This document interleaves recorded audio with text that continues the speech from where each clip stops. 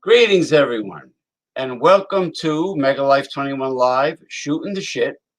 And I'm your host, James P. Madonna, and the primary theme of the show is sexual fetishes, among other things. And I would like to bring in my co-host, Mr. Damian Owens. How are you doing this evening? I'm doing okay now that I've got some beer in, but earlier, oh man, I was livid, and I still am to a certain point. Well, these are the livid.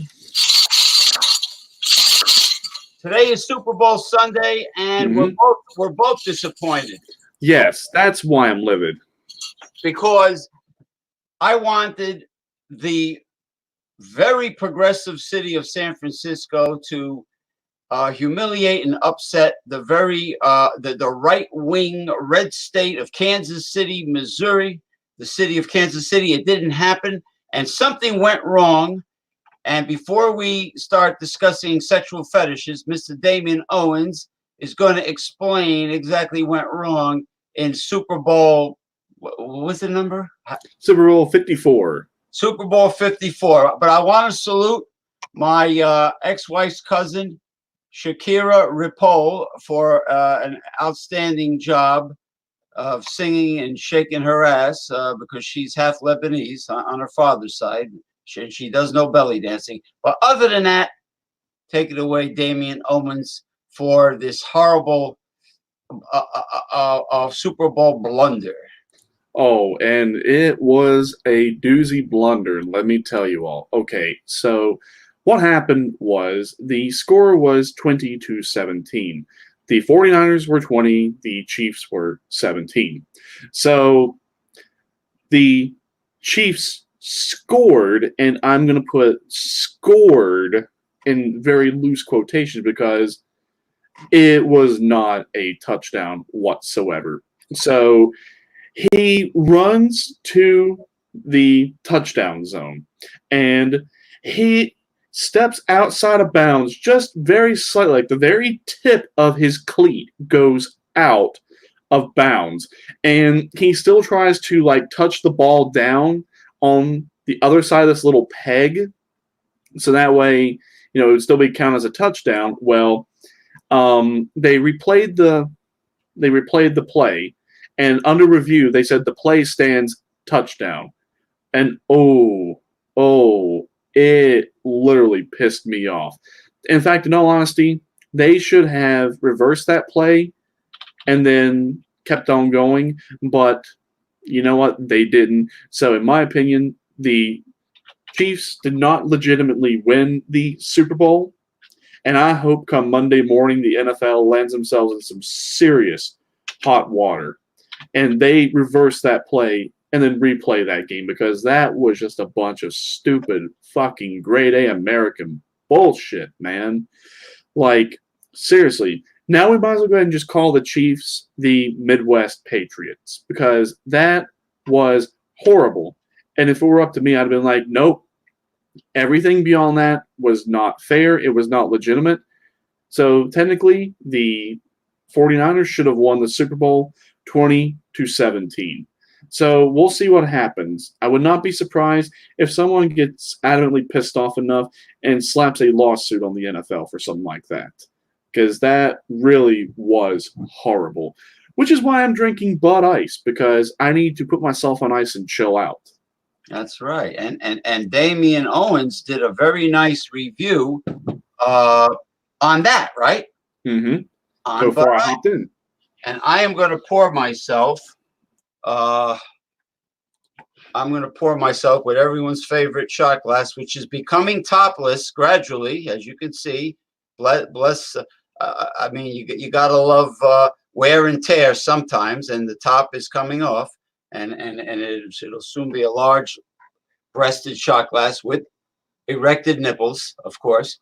And I will pour some. I have here Cruzan aged rum from St. Croix, Virgin Islands, and I'm going to be pouring that. Has a very lovely, sweet sugarcane aroma, a little touch of vanilla, which is probably not in there, but you never know. I'm going to pour that. Oh yeah. And there we go. And there's the Cruzan aged, as they say in Spanish, añejo. Let me have a sip because I don't want to spill it. Lovely. Lovely. So you're starting off with Bud Ice, and I have the Cruzan with some great filtered water from my zero water filtration system. And yeah, that was, you know, what's bad about bad calls in sports is all the hard work and preparation in the preseason games and training and at the camps, and then they finally play the season and everyone busts their ass and they get to the playoffs and they succeed, and then they get to the last game, and what happens with the technology we have today? They can't spot. They can't make accurate calls. Exactly. Liquid fudge. That's quite funny. Fudge. It's like people that pack fudge. I'm guessing this ain't it is a fetish stream. Hold your horses. We're coming, CUMMING, to that. Everybody's so neurotic nowadays. Relax. We just started. We're only 7 minutes and almost 8 minutes into the show. Just relax. Cool your jets, like one of my exes used to say. Cool your jets. Here. This will relax your frayed nerves. What the hell does that say? Ring for a kiss. You know, once a sales lady, very very pretty black girl. She was trying to push something on me, get me to part with my money, and she asked if she can come CUM inside, but she was with another girl who was even better looking than her. So they were going door to door. So she saw the bell and she read it. I should have followed up on the when I rang the bell. I should have followed up on something but it's hard to tell when somebody's trying to sell you something, whether or not they're just, like the Raisins episode of South Park where the girls are all being insincerely flirtatious because they're trying to get a bigger tip. Yeah. Or like bartenders and go-go dancers do. Yeah. It's hard to discriminate between those two. El Fudge. Okay, Fudge, we're ready to go. Now, sexual fetishes. There are all kinds of sexual fetishes. There are the most popular. Let's start with foot fetishes. Then there are the chubby chasers, and then there are people that like big women, sometimes very big, and then there are the tranny chasers, and then there are people that like hairy armpits on a girl that don't shave their armpits, and there are guys that like big hairy bushes, a lot of pubic hair, like the girls that used to go to the Grateful Dead concerts. They were like hippie girls. They didn't shave. They had it all. It was all hanging out. And they used to come in. When I worked with seafood for 10 years, they used to come in the fish market, no pun intended, and they used to come in, CUM, and they would stink to high heavens. They would be wearing the spaghetti strap tank tops with the extra order of salad on the side, you know, and of course, hair is a haven for brevibacteria. That is the cause of body odor. But there are guys that like that.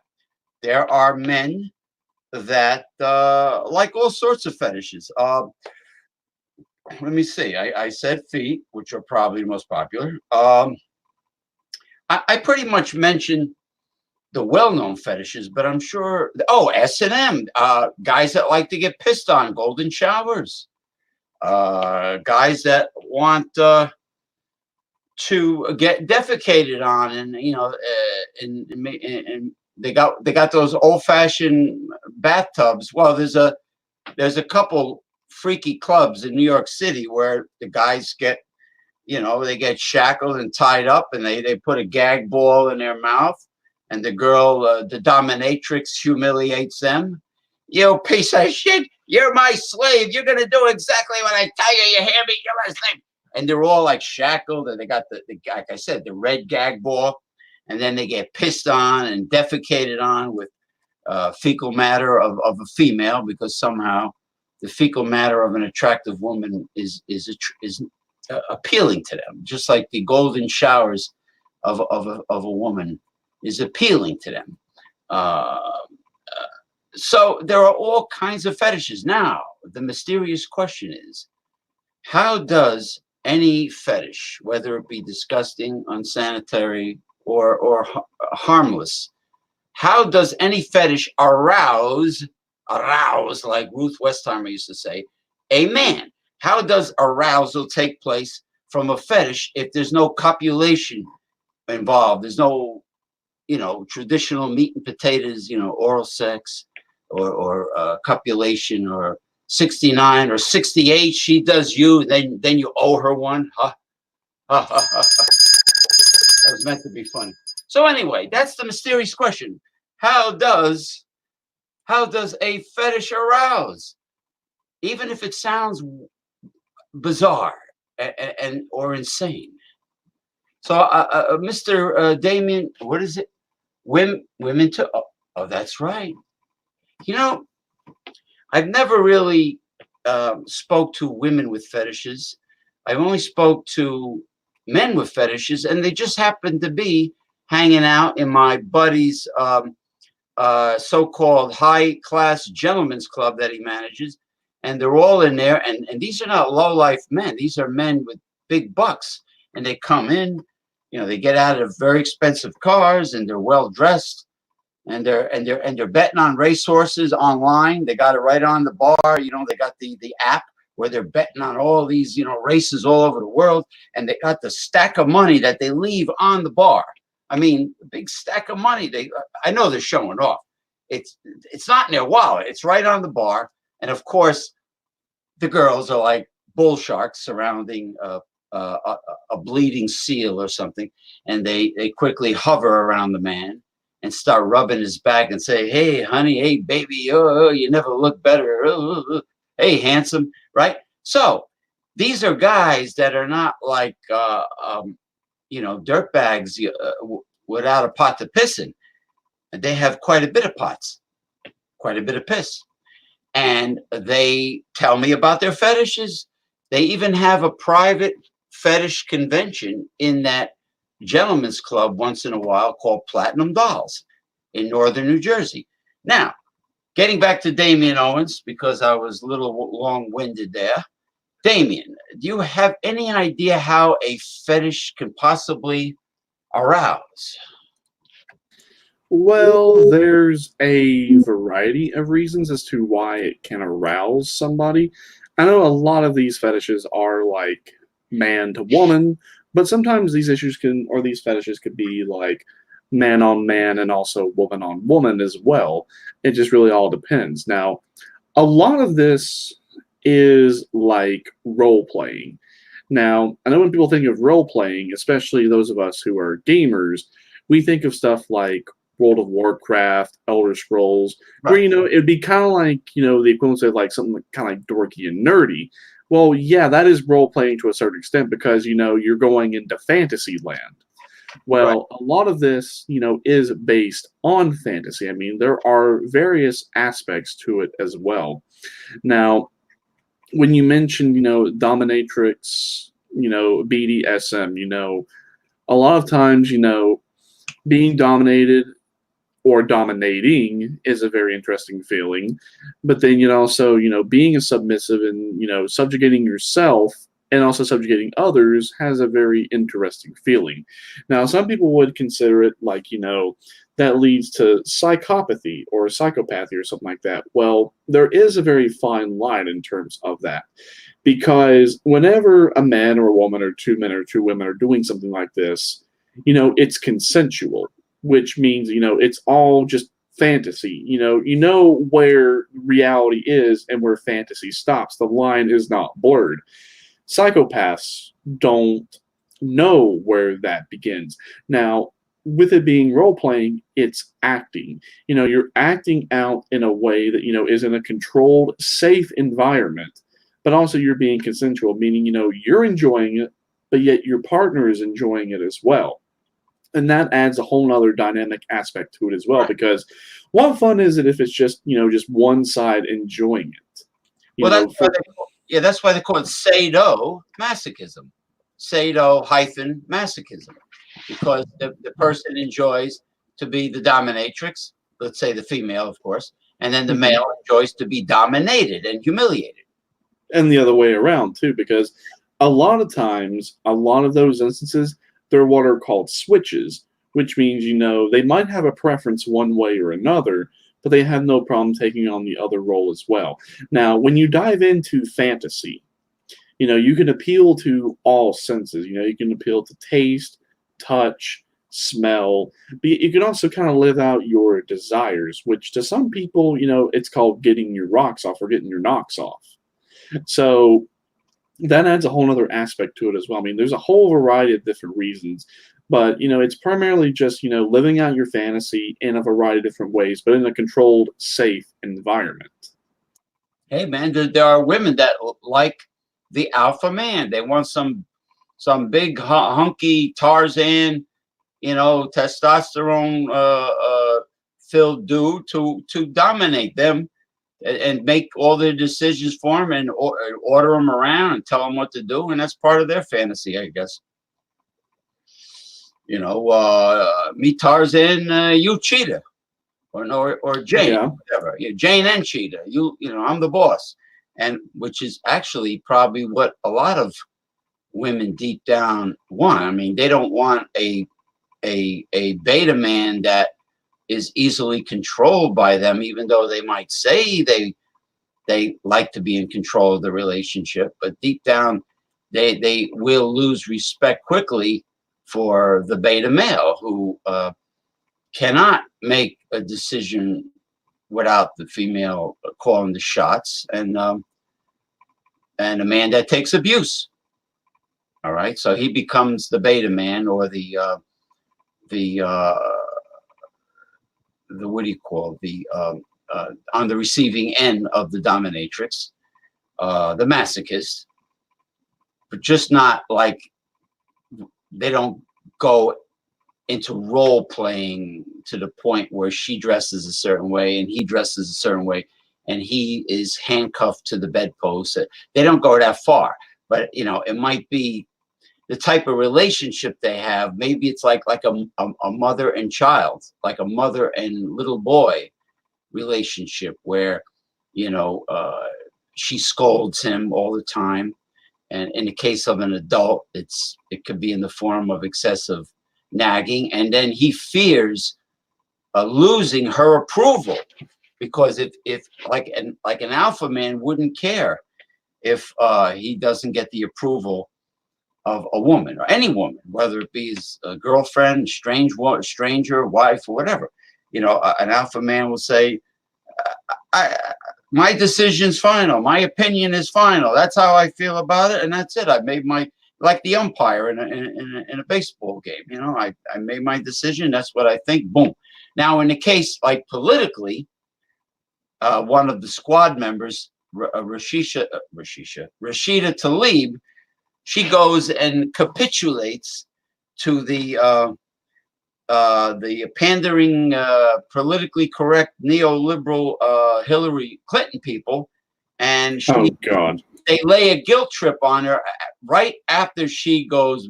She boos Hillary and tells Hillary Clinton what her real agenda is, and then Rashida Tlaib says what she has to say, and then they lay a guilt trip on her, and what does she do? She apologizes publicly because, ooh, heaven forbid some of these liberals should ever offend anyone. Personally, I can care less who gets offended. I mean, look, we're doing this fucking show. Exactly. So she went and apologized, and she disappointed me so much because I was always a huge fan of the Squad. And she's a member of the Squad, and she went and apologized. And all the progressives that are socialists that are following my Twitter account, and I'm following them. Like some of them have big democratic socialist organizations. They're disappointed in her also. They would not have apologized. Now, getting back to the reason why I bring up Rashida Tlaib is because a person who is alpha, who might get off on being a dominatrix, either male or female, would not allow a guilt trip to take effect.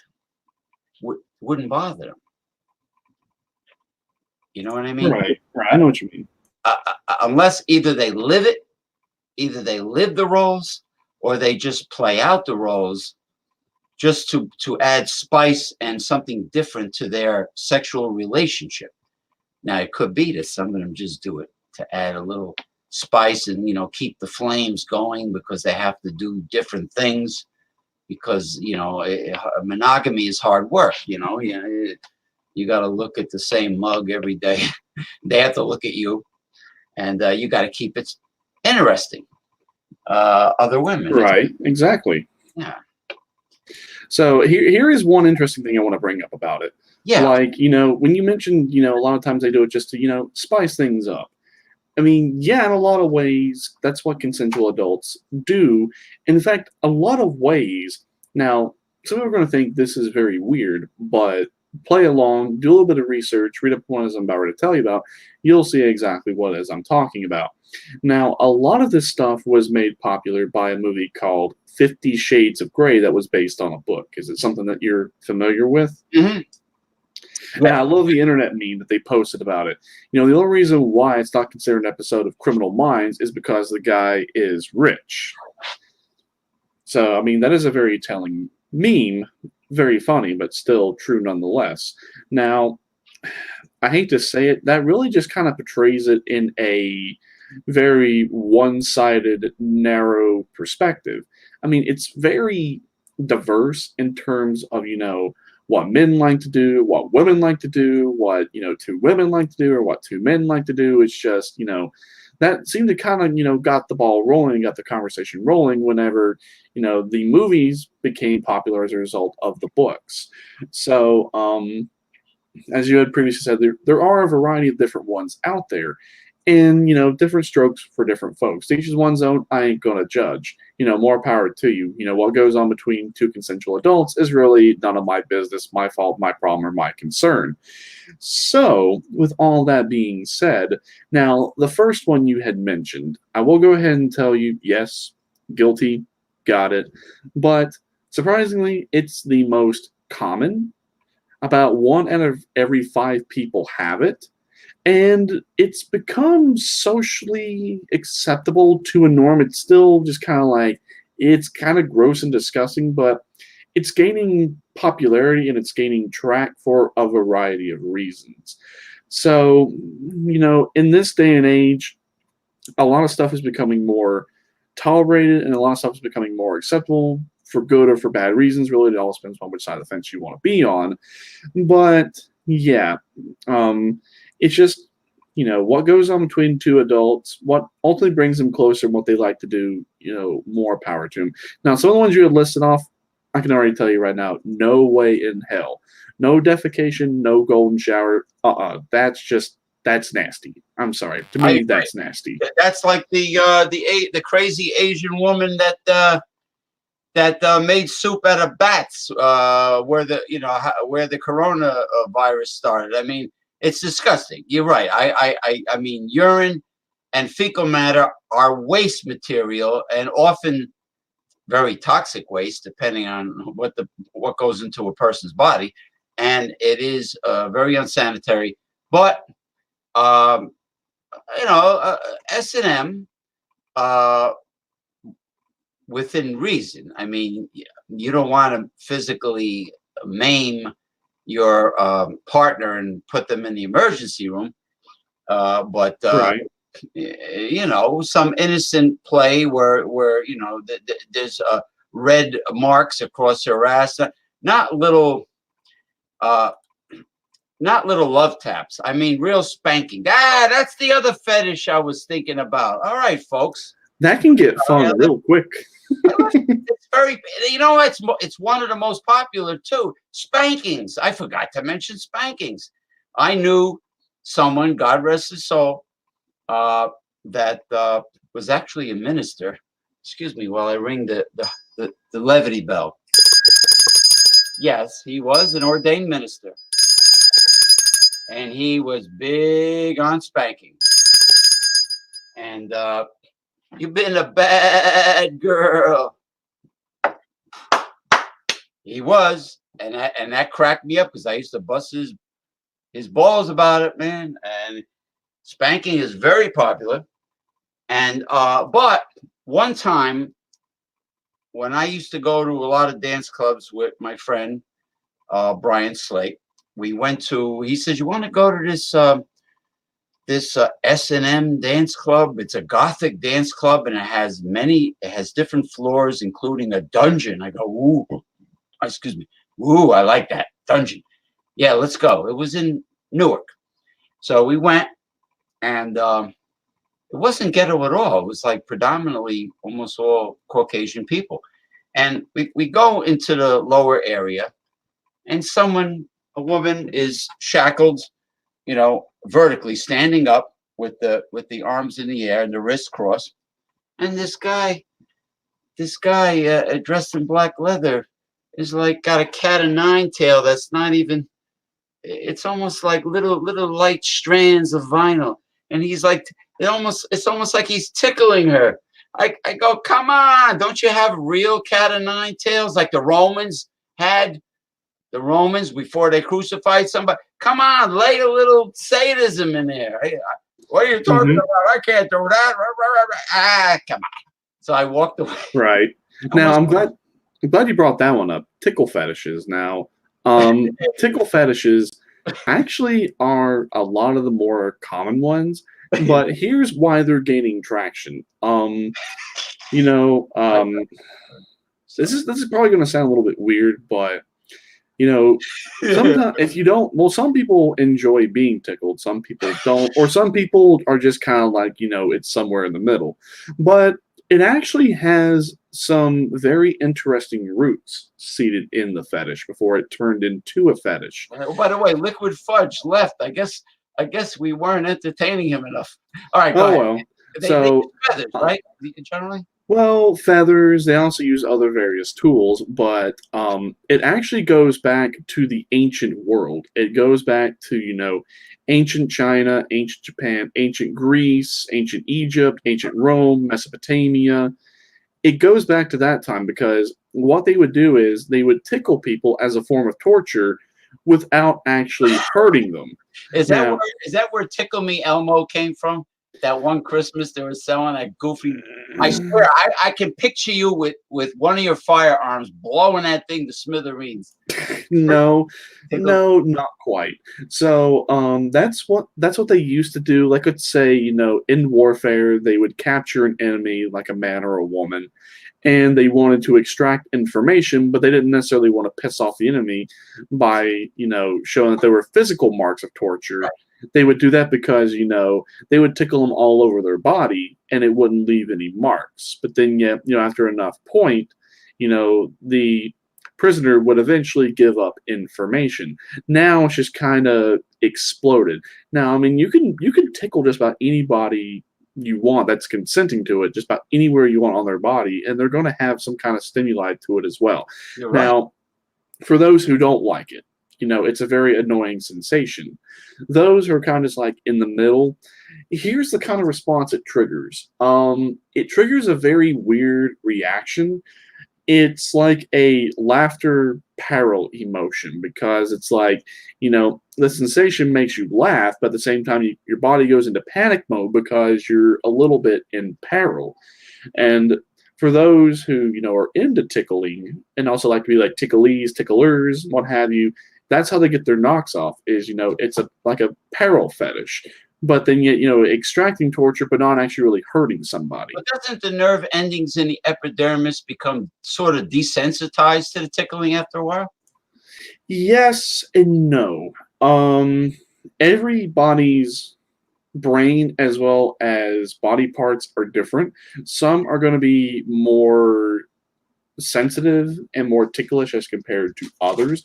Like there are some people, like if you were to tickle them anywhere, they would be completely unamused. Or if you just barely even touched them, they'd be sent into like hysterical giggles or like somewhere in between. Now, it all depends upon your sensitivity to it and how much it's done to you. Because, eventually, enough times, you eventually just build up a tolerance to it.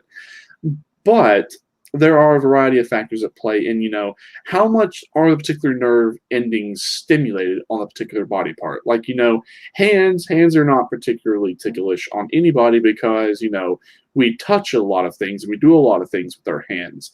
Same thing with our arms. Now, like our underarms or our ribs, they are touched by clothing to a certain extent, but that's very light stimuli. So our brains become accustomed to the very light stimuli of those particular nerve endings. Whereas, they're not particularly accustomed to, like, let's say, a feather or someone taking their fingertips and just like digging into somebody's rib cage to tickle them. It's just that's not what we're accustomed to. Same thing with like our legs. We're accustomed to wearing like, underwear and shorts and jeans and pants and things like that.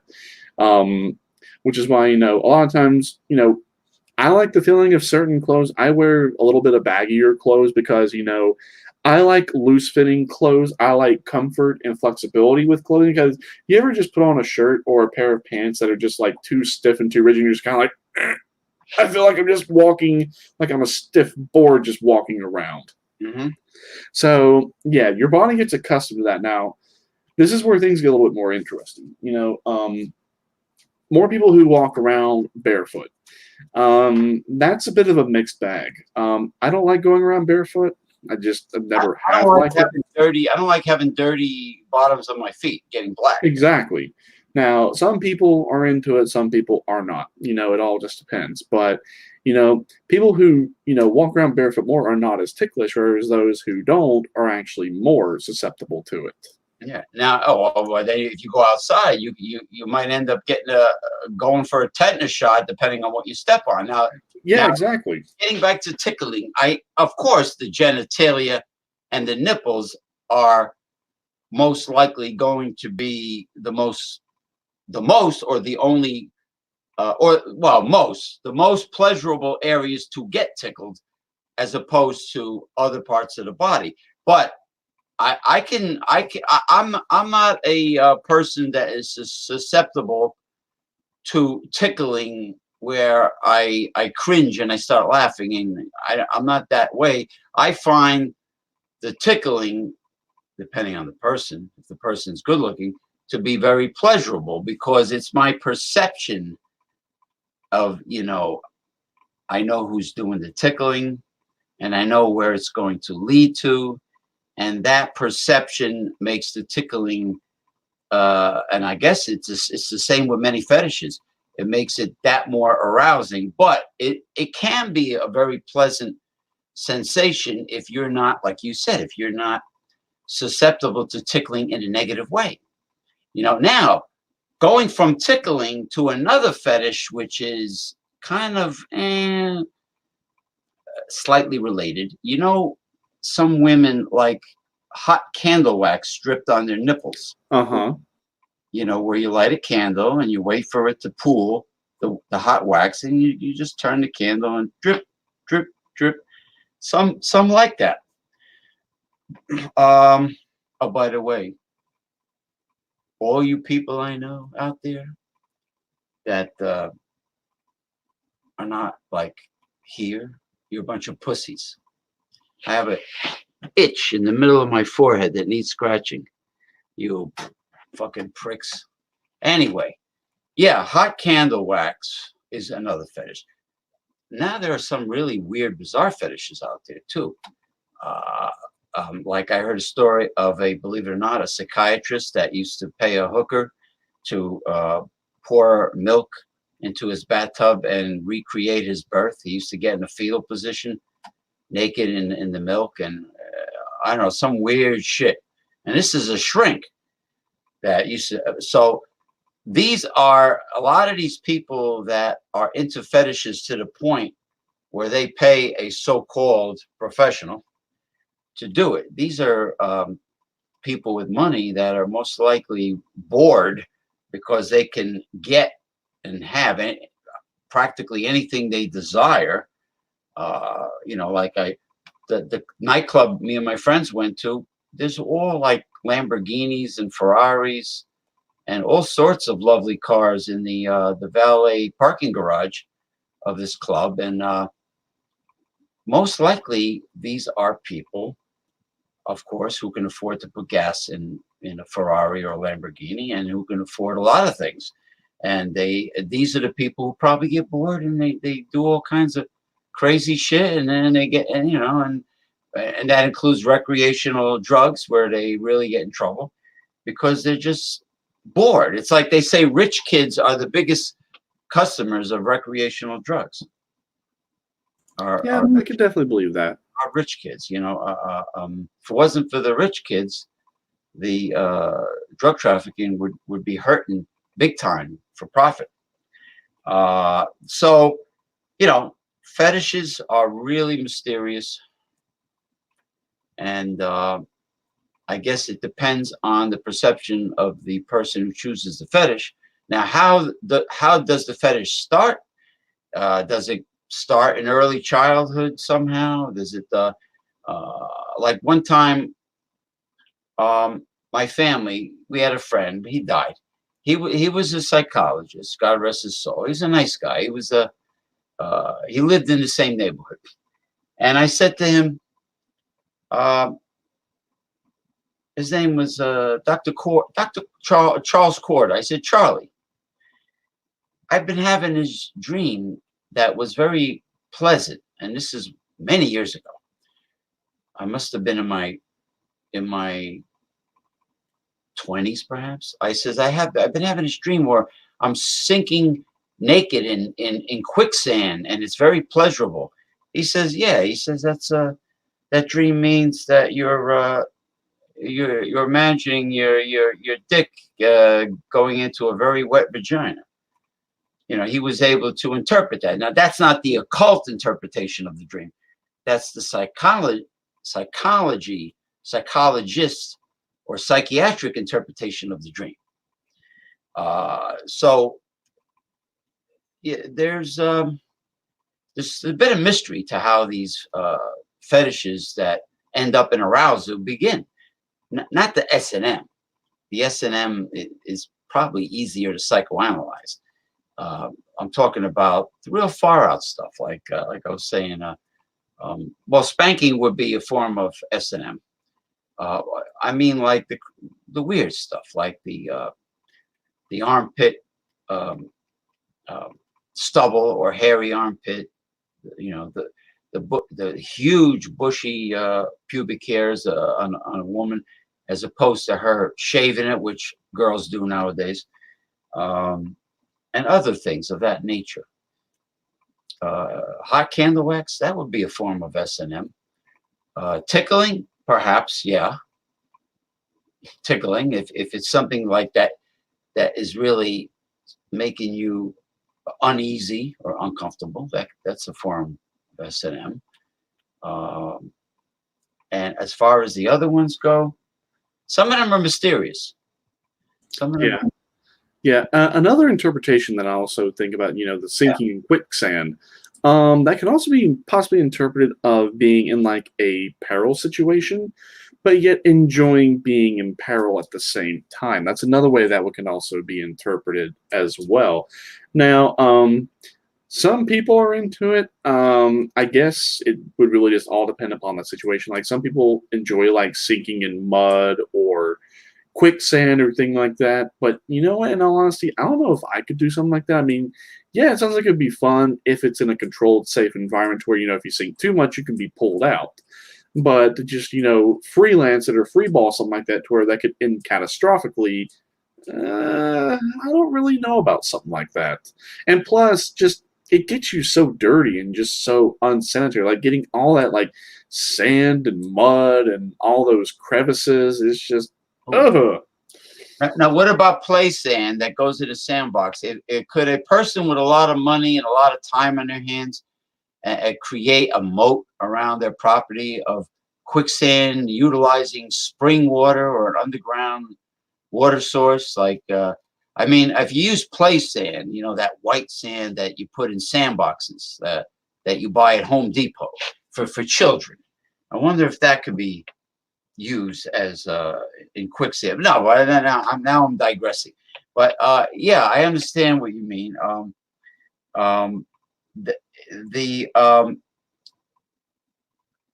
well, I've had some really far out dreams when I was a kid, but they were peril related, except for one dream, and I think I might have mentioned it in one of the tarot card shows of me not imagining, I was dreaming that my fish had the ability to fly out of the aquarium and fly around the room in circles and play in the air, and go around, then go back in the water, go back into the aquarium, and then come out again, and like almost like a mobile, like a child has a mobile above their crib, like it was like that.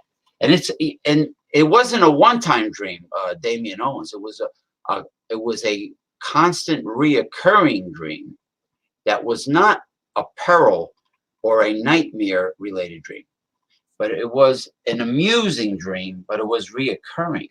And that's what makes it interesting, is when a dream is reoccurring. Right.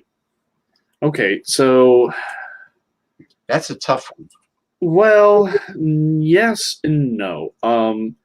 And like me, you are a very independent, free-willed, free-thinking individual. I mean, you can look at things for, as they are without any kind of bias. Just present me the facts so I can just, present my own opinion so I can go ahead and see, what is it really all about? Well, based on that, from what I can tell, that was just you forming who you were whenever, you were younger. When a lot of us children, when we see fish in a tank, we're just kind of thinking, that fish bowl or that fish tank is almost like a prison for them. Eventually we'd want them to be free. Well, that's the mentality of a lot of human beings. It's one thing to be confined to a certain point, but eventually we want to be free. We want to see other people being free.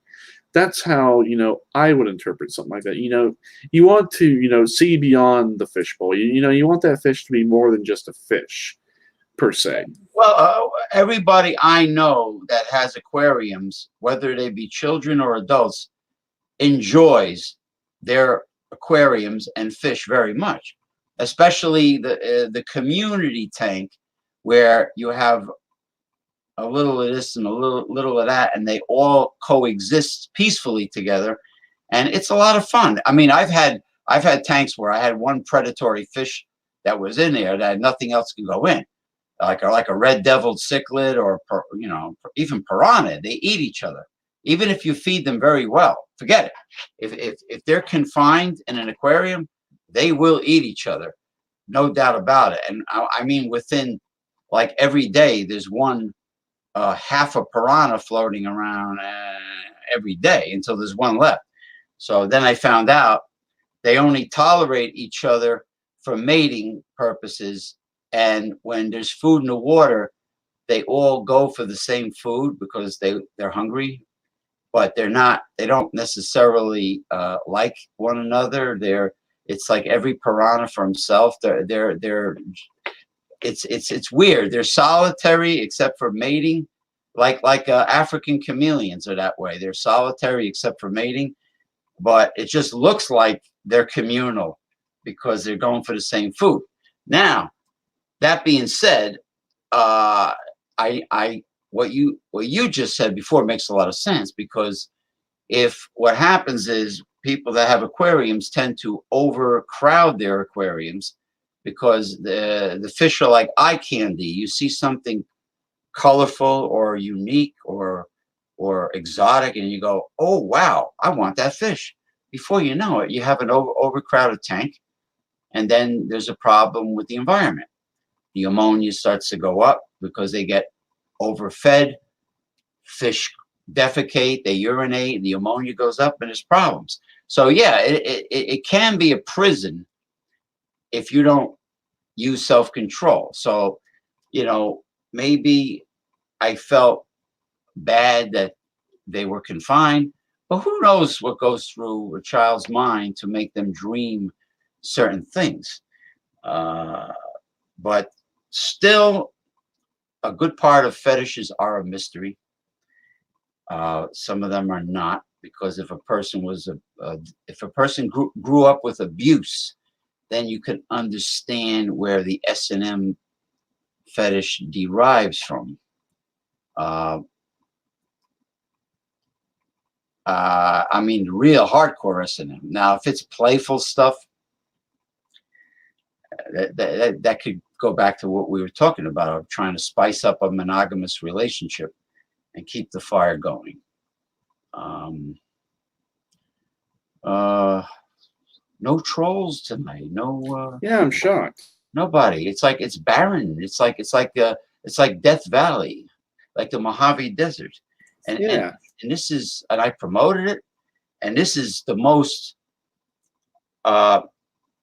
people. This theme is probably one of the best magnets for humanity than all the serious stuff we did. We do all the serious stuff, and we get the beer community, and we get the booze community, and we get other people.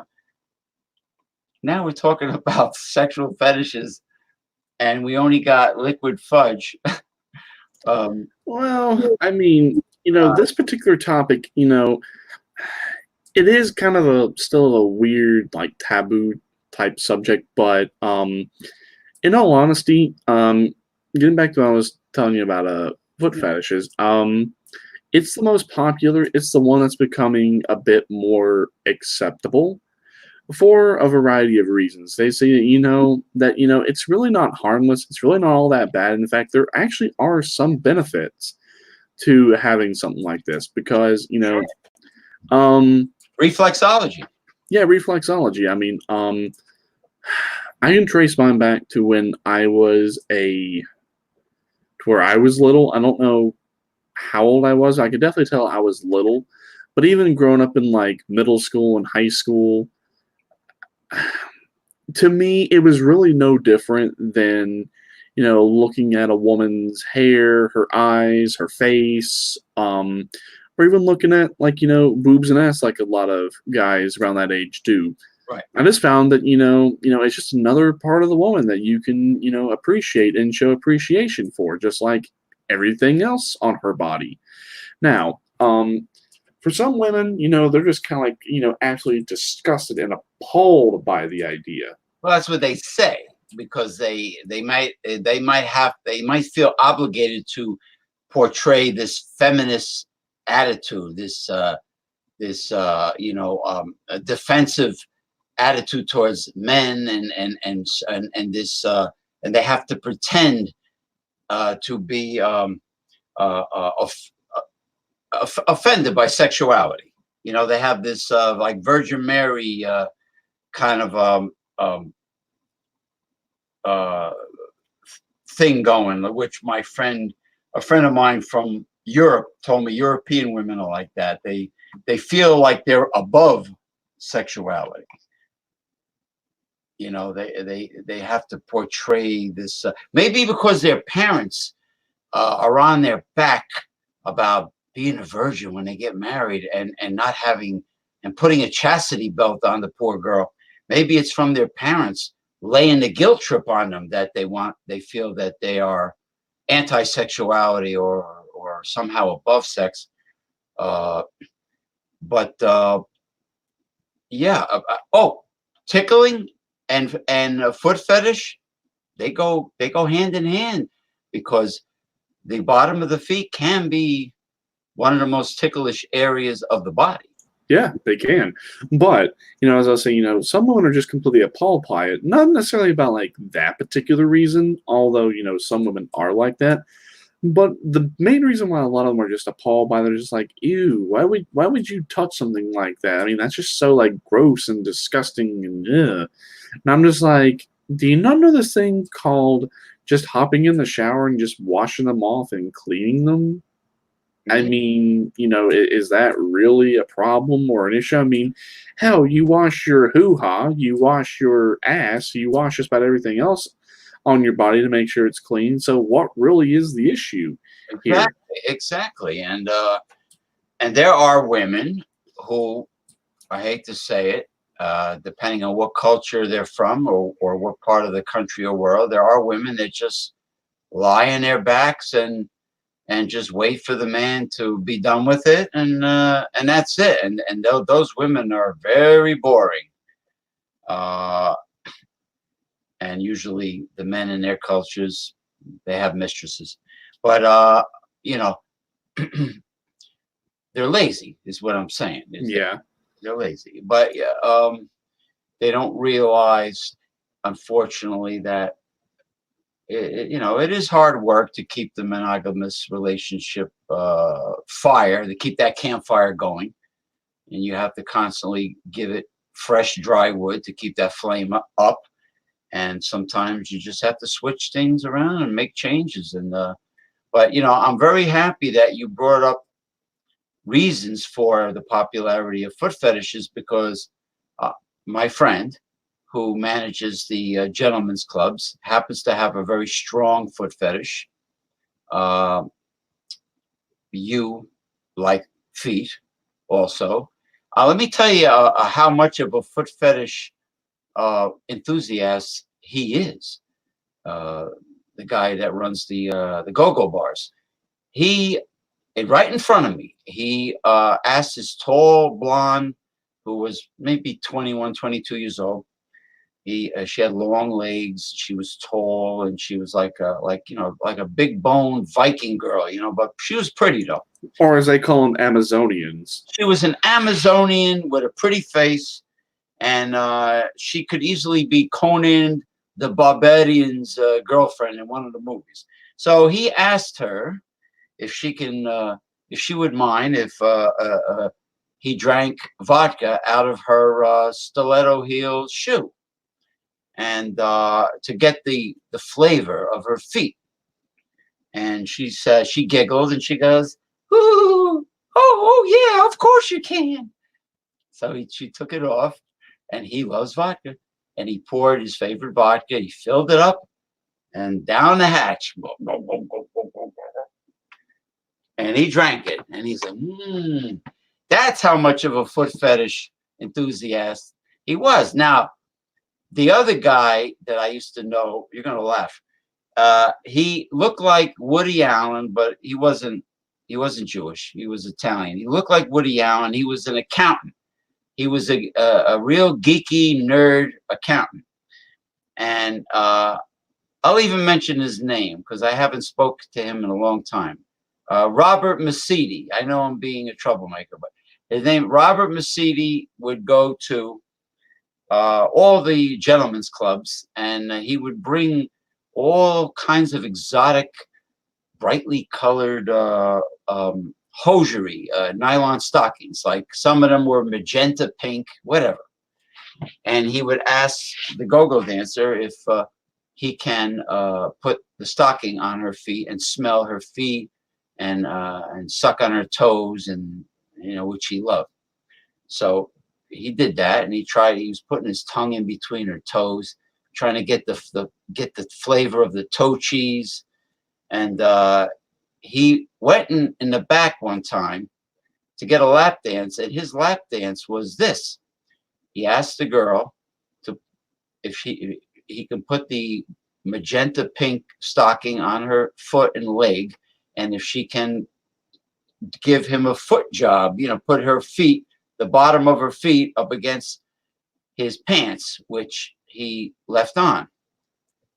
And she was a little taken back by the whole thing. Not that she did that, but because the guy shot his load in his underwear just by the foot, just by a real hot looking girl's foot going up and down on top of his pants, on his crotch. Yeah, he came from that, and she was surprised that he did, and I guess he was a devoted foot fetish enthusiast. Right. Mm-hmm. I mean, I said, how the hell did you did what? How the hell did you do that? Just by that? You ejaculated? He says, yeah. And then he laughed a little bit. I go, whoa, well, you really are into feet. So that reinforces the people I know, now you I know, and all the people that belong to foot fetish organizations. I would say the foot fetish and the spanking are the two most popular fetishes. Mm-hmm. Now, there are some porno movies, getting back to the so-called chubby chaser. There are porno movies where you see a real skinny guy, a scrawny little dude, like a stick person, having sex with an obese woman. And to me, it's funny because that's like S&M, because the woman can destroy him if she wanted to. Mm-hmm. She's the boss. Now I gotta talk like Joe Pesci. Yeah, she's the boss. She's the boss. No, she's the boss, because these guys are skinny, and she's like 1,000 times his, sometimes even taller than him. And Mm-hmm. and there are these dudes that get off on those porno movies, and I think it's a form of domination, because she can crush him. She can probably punch his lights out anytime, and he was like very submissive, very mild, meek and mild mannered, and very scrawny. But these guys probably enjoy getting dominated. It's a form of dominatrix and a submissive man that doesn't have to be handcuffed to a bedpost, because he ain't going anywhere. She could throw him around, and there are men that get off on it. So either it comes from, maybe they had a domineering mother while they grew up as a child. Maybe they had a very dominating mother, and that they couldn't please. I don't know. When you think about it, it is a form of S&M. And Right. Don't forget, of course, these shows are recorded, so anybody on the internet can always watch this. Right. It's not lost, even though we have a barren wasteland tonight as we go live, especially the so-called alpha males. Hey, alpha males, yeah, you're real alpha, aren't you? Yeah. Well, yeah, I'm glad you brought these two up, because actually these two have a very interesting coincidence. Yeah. Now, first we'll start off getting back with feet, because feet is the most common, but it also has the most amount of diversity in terms of the fetish. Now, as I was telling you, how some women are completely appalled by it, more and more women are actually, getting into it and are enjoying it and seeing the benefits of it, because, they see, well, this guy's having absolutely no problem, putting some lotion or some oil on my tired, achy feet. He's being very intimate and very sensual about it. So, how is he going to approach the rest of my body? That's what's going through the woman's mind. But also, there is a little bit of hidden beauty in terms of the feet.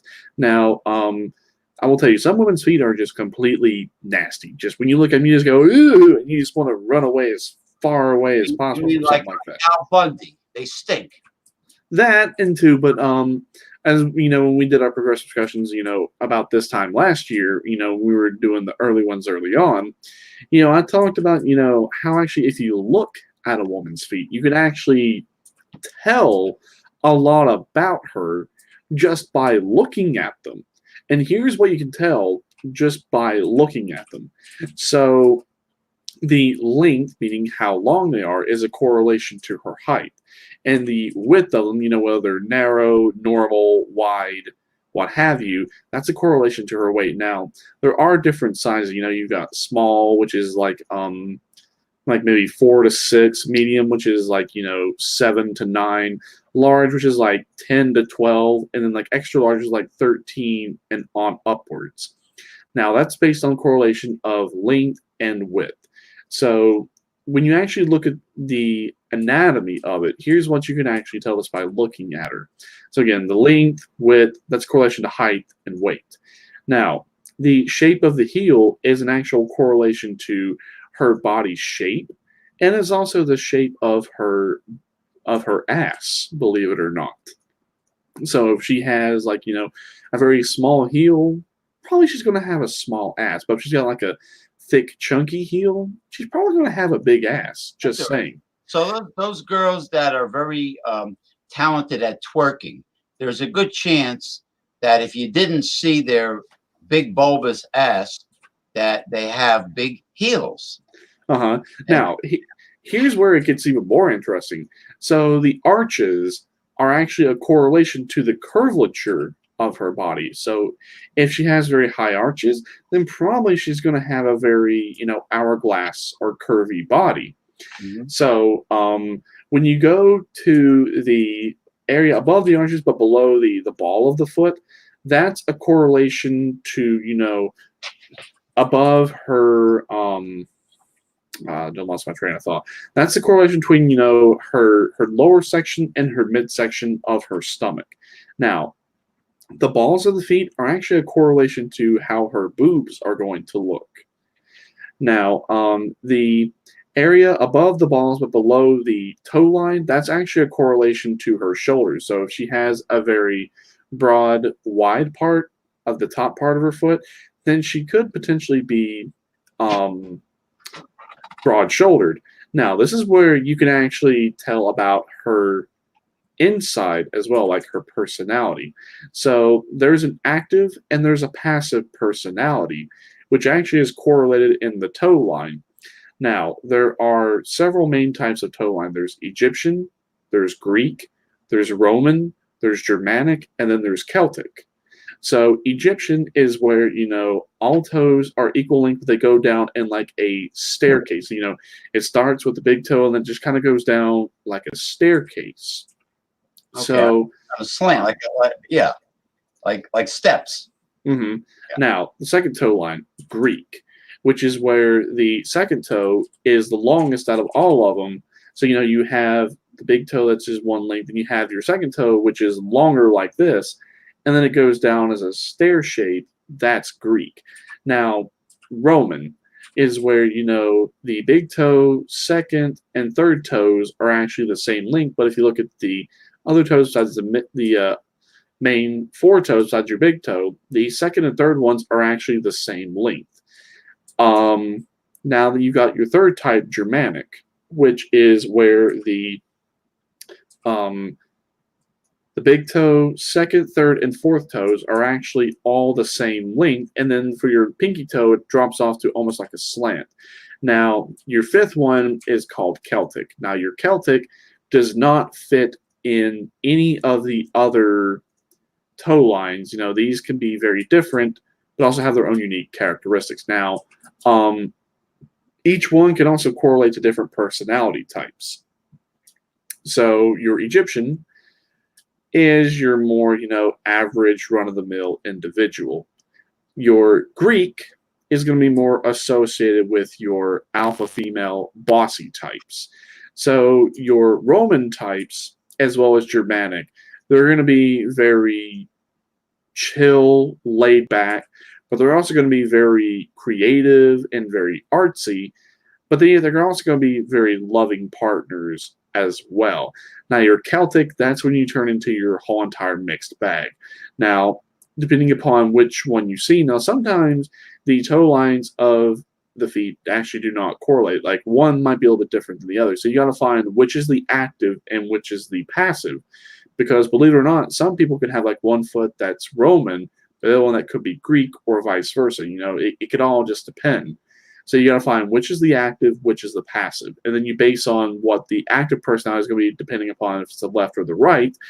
And then the passive is going to be, what is not predominant. I'm predominantly right-handed, but I only write left-handed. So, I write left-handed on that. I eat right-handed. I shoot right-handed. I do a bunch of stuff right-handed, but I only write left-handed. So my active personality is going to be right, whereas my passive is going to be left, even though I only do one thing left-handed. Same thing with women. So that's just, a brief overview, but then yet, if you do give her a foot massage and you do give her reflexology, you can also kind of feel, how her internal as well as psychological health could be as well. Because there is a correlation to different points on the bottoms of the feet to a particular part of the body. So if you're getting a massage and like one part is sensitive or like some part might hurt, that could be an indicator, there could be some kidney problems, or there could be some maybe heart problems or cholesterol problems or anything like that. It's very interesting, but that's just a brief overview. Now getting down into the nitty-grittiness of it. So people with foot fetishes, they've got it for a variety of different reasons. Me, I find most women's feet beautiful. And that's the reason why, I like it. It's really no different than looking at, a nice pair of boobs, or looking at a nice ass, or one that's got nice hair, nice eyes, what have you. That's really, no different. But in terms of having an actual foot fetish, whether, it's a man or a woman, which is, 90% of the cases, but in the other 10%, it could be a woman on woman or even man on man.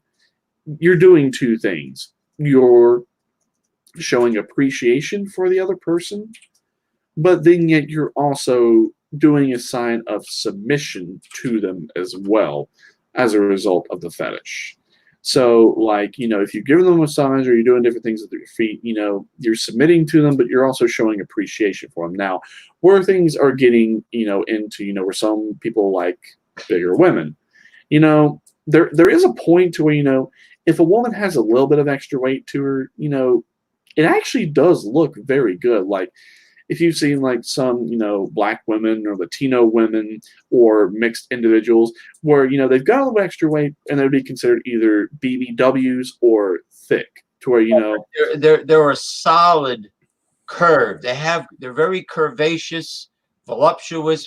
They have nice sized breasts. They have the round, like Dominican women have the round ass. They have thick thighs. They're thick, but they're solid.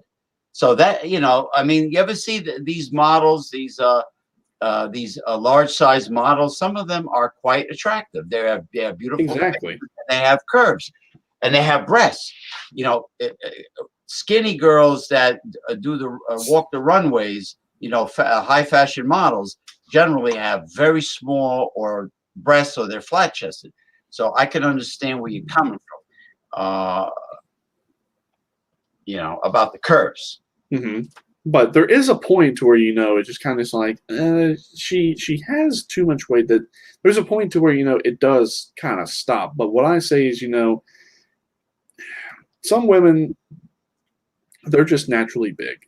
Sometimes they just can't help it. I mean, there could be other reasons, where, they eat right. Yeah. And, they exercise, but they can't lose weight. They have other health issues. Right. That I can understand. And then there are women who don't eat properly, and the doctor says, young lady, your health is in danger. You better shape up. There are women who need something beyond a dietary consultation with a nutritionist. Some of it is psychological, where maybe they they really are going through a lot of stress, or they had a real tough childhood. Let's say they had a real tough childhood, and it's comforting to them to when they're stressed to eat. It's like a security blanket. Exactly, which is why I don't know if you've picked this up or not, but I do have a little bit. I mean, I don't have a drinking problem, but I do sometimes drink, when I'm stressed. I do have a little bit of a stress drinking tendency, but then yet I've got mine completely under control. I know when and when not to drink. Now, of course, when the weather is hot at that time of year and you're thirsty, that there's nothing like an ice cold beer or ale or whatever to guzzle down in that. You take that mug out of the freezer, and you see what I used to do with the craft beer. Put it in the freezer for 20 minutes to a half hour and get it, maybe about 25% frozen. Make it a little frosty. And in summer, there's nothing like it. I mean, that's the same reason why I like gin and tonic water, because I love lemon lime flavored beverages. Like it could be Smirnoff Ice, it could be whatever. It could be hard apple cider made by Angry Orchard or Woodpecker. It could be a whole host of things. I'm sure there's hard lemonades out there now. And your favorite beer, whatever it might be, frosty, icy cold, and it's enjoyable. But not, it doesn't mean that a person has a problem with alcohol. It just means that they happen to enjoy beer. Now, there are people out there that, just like there are people that are fanatics about anything. Could be golf. There are people that only talk about the beer. Yeah, and that's every day. Every day they want to go out, do a video and talk about beer, but they don't talk about anything else. Me, I get bored very easily, Damien. I like a well-rounded existence. Like that's why I enjoy the different groups that I have on social media. They're different. You got New Age mysticism and healing. You got the progressive discussions. You got the fitness group that I'm doing. You got everything is food with the food and drink, and then you have holistic health talk that I created. I have over 8,000 members now. I mean, I like to be diversified, But what's in my brain right now concerning the theme of this show is the fact that it didn't. I mean, in creating the topic and the title of the show, I just didn't think how therapeutic a foot fetish fantasy is in terms of the reflexology, which happens to be a real bona fide form of therapy. The hands, the bottom of your feet, and some say the ears. So, it made me think of when my mother was alive. She used to subscribe to Let's Live magazine and Prevention magazine. There was an article in Let's Live where it said you don't have to spend money on a reflexology therapist if you're low on cash. Just get a bag of marbles from a dollar store and lay them on the carpet and just run your feet across the marbles as you're sitting in a chair, forwards and backwards. And as each of the glass marbles roll, they stimulate the many acupressure reflexology under your feet. And I tried it, and it worked because there's small glass balls. I happen to think that the white ones were the prettiest for some reason. They look more interesting. Anyway, I digress. And as you're going back and forth with simultaneously or alternately with your left and right feet, you're stimulating all the reflexology acupressure points. So that is pleasurable and therapeutic at the same time. But still, the foot fetish has to involve a female that you have physical or romantic chemistry with in order for it to be a sexual fetish, but all the more benefit because it's therapeutic, so you can actually give reflexology to one another. Right. But what I always say is, a lot of my exes, they've been on the heavier side, not just because, I was very picky in terms of, who I went out with. But here's what I actually had to say about a lot of, heavier set women and, how I'd look at them. You can get like some of those, heavier set women that, they think that they're just such hot shit because they're this, and, they're like real snooty and real snobby. You're like, yeah, whatever. But the biggest criteria that I always looked for in someone like that is, yes, if they have, more weight to them, yeah, they have bigger boobs, bigger butts, bigger feet, what have you.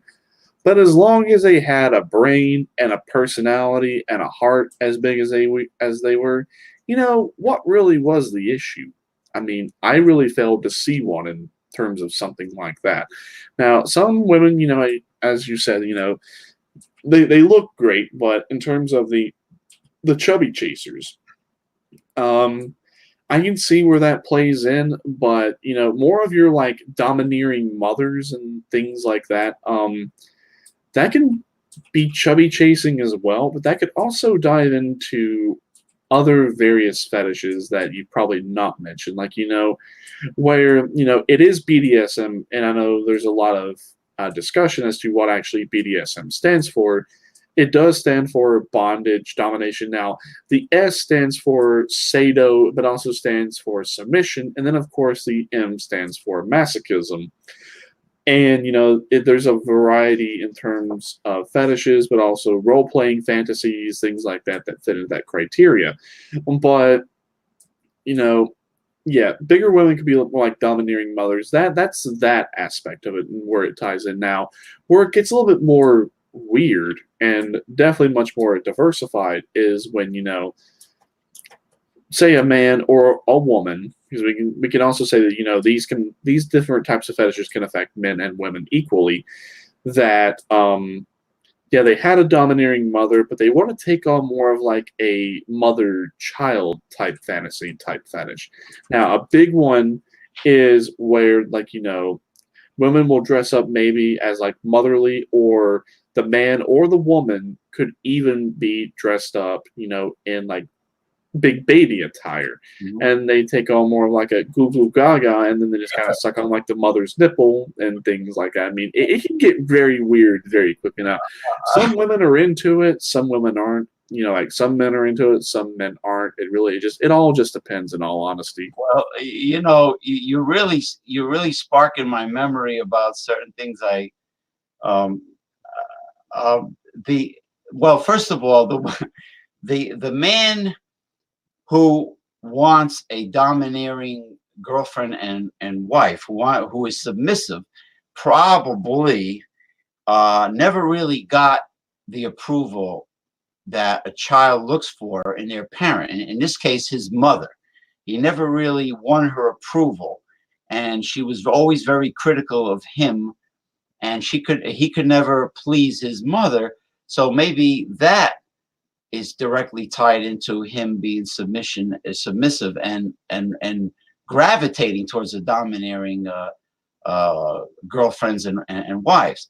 Now, it's funny you say where it can get weird. When I was with my wife, the Colombian wife, Shakira's cousin, we were watching on a Spanish station. There's this popular show, which is like Judge Judy, but she's a Latin judge in Miami, Florida. And she had a case one time where this I don't quite know how they ended up on this show, but the problem was that the mother the both of them are guilty. The mother was still breastfeeding her like son, who was in his late 20s. And that's pretty weird. He was in his late 20s. So that was weird. Another situation that was weird, where the man was definitely a grown man in his early 30s. is the Mustang Ranch fame. Yeah, I think it was the Mustang Ranch in outside of Las Vegas. Um, the woman was in the room with her 30-year-old son. It was his birthday, and his birthday present from his mother was for him to get laid in a Mustang Ranch. And she was, Ooh. the mother was negotiating with the hooker what she was going to pay for, because these expensive bordellos in Nevada have a menu like a fancy restaurant. It's ridiculous. You open up the menu and the mother's negotiating with the hooker as to what her son's birthday present was going to be. Now you would think of a father trying to get his son laid by a supposed hot-looking escort, but a mother. I mean, but the breast milk thing is fucked up. I mean, Right. yeah, that's there's a lot of there's a lot of wackos out there. Well, I mean, what goes on between two consensual? And I mean, two consensual meaning, if two adults willingly engage in this activity, to each his one's own. I'm not going to judge, even though it's fucked up. And they're not related. Right. Yes, but I mean, even if these two individuals were to be related, yeah, it's fucked up. At the end of the day, what really can you honestly do other than just say, what you're doing is sick, it's disgusting. But at the end of the day, if two individuals really want to do something together, I mean, they're going to do it, regardless of what kind of chastisation or bastardization you do to them. Now, getting back to the domineering women, it can go the other way around, dominating fathers or domineering fathers as well. Because yeah, you can have like the mother-son, but you also have like father-daughter type relationships in terms of these fetishes as well. So the girl dates boyfriends that resemble the relationship she had with her father.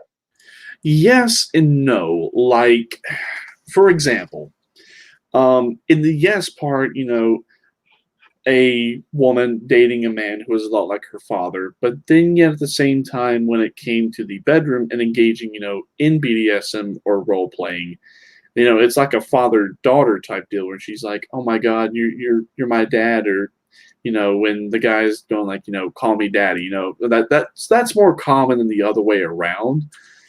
But when it comes to things like this, I can understand where the fetish could derive, both ways, because every child is going to be different in his or her own way. So, like, some sons are going to be more attracted to their dads, and some might be more attracted to their moms. Whereas, some daughters might be more attracted to their dads or their moms. It's really a mixed bag, and in all honesty, time will tell. It's kind of like, you're such a mommy's boy, or you're such a daddy's boy, or you're such a mama's girl, or you're such a daddy's girl, what have you. That's kind of where that derives from. Now, certain men and women look for certain things from their mom or their dad that they might like in other potential mates. Now, where this could derive from is, familiarity, but it could also derive from, we as human beings, we like to be free, but we also like to be free-willed, independent. But to a certain extent, we do like to have some confines and some restrictions in some way or another. And a lot of it is taught, in the home, but it's also taught, by society and also in your religious establishment, if you happen to be religious. So if you're looking for something like that in a potential mate, that's where that fetish could derive from. Now, me personally, I mean, I really would want to have a daughter first and raise a daughter, then raise a son, because, when you have a child, and this is something, I've preached on about multiple times before, you want to expose them to a very healthy dose of masculinity, but also femininity. So yes, if I have a daughter, I would expose her to, girly girl things, but I would also expose her to, tomboy things as well. For, if she wants to go do her hair, do her nails, do her makeup, that's completely fine. Yeah, I also want to teach her, hunting, working on cars, working on computers, doing things with your hands, things like that, where she gets a healthy dose of the masculinity and also femininity things. Because if you don't expose a child to a healthy dose of both, they either turn into sissies or feminists, or they turn into chauvinists, which, chauvinism is toxic masculinity, but also feminism is considered toxic femininity.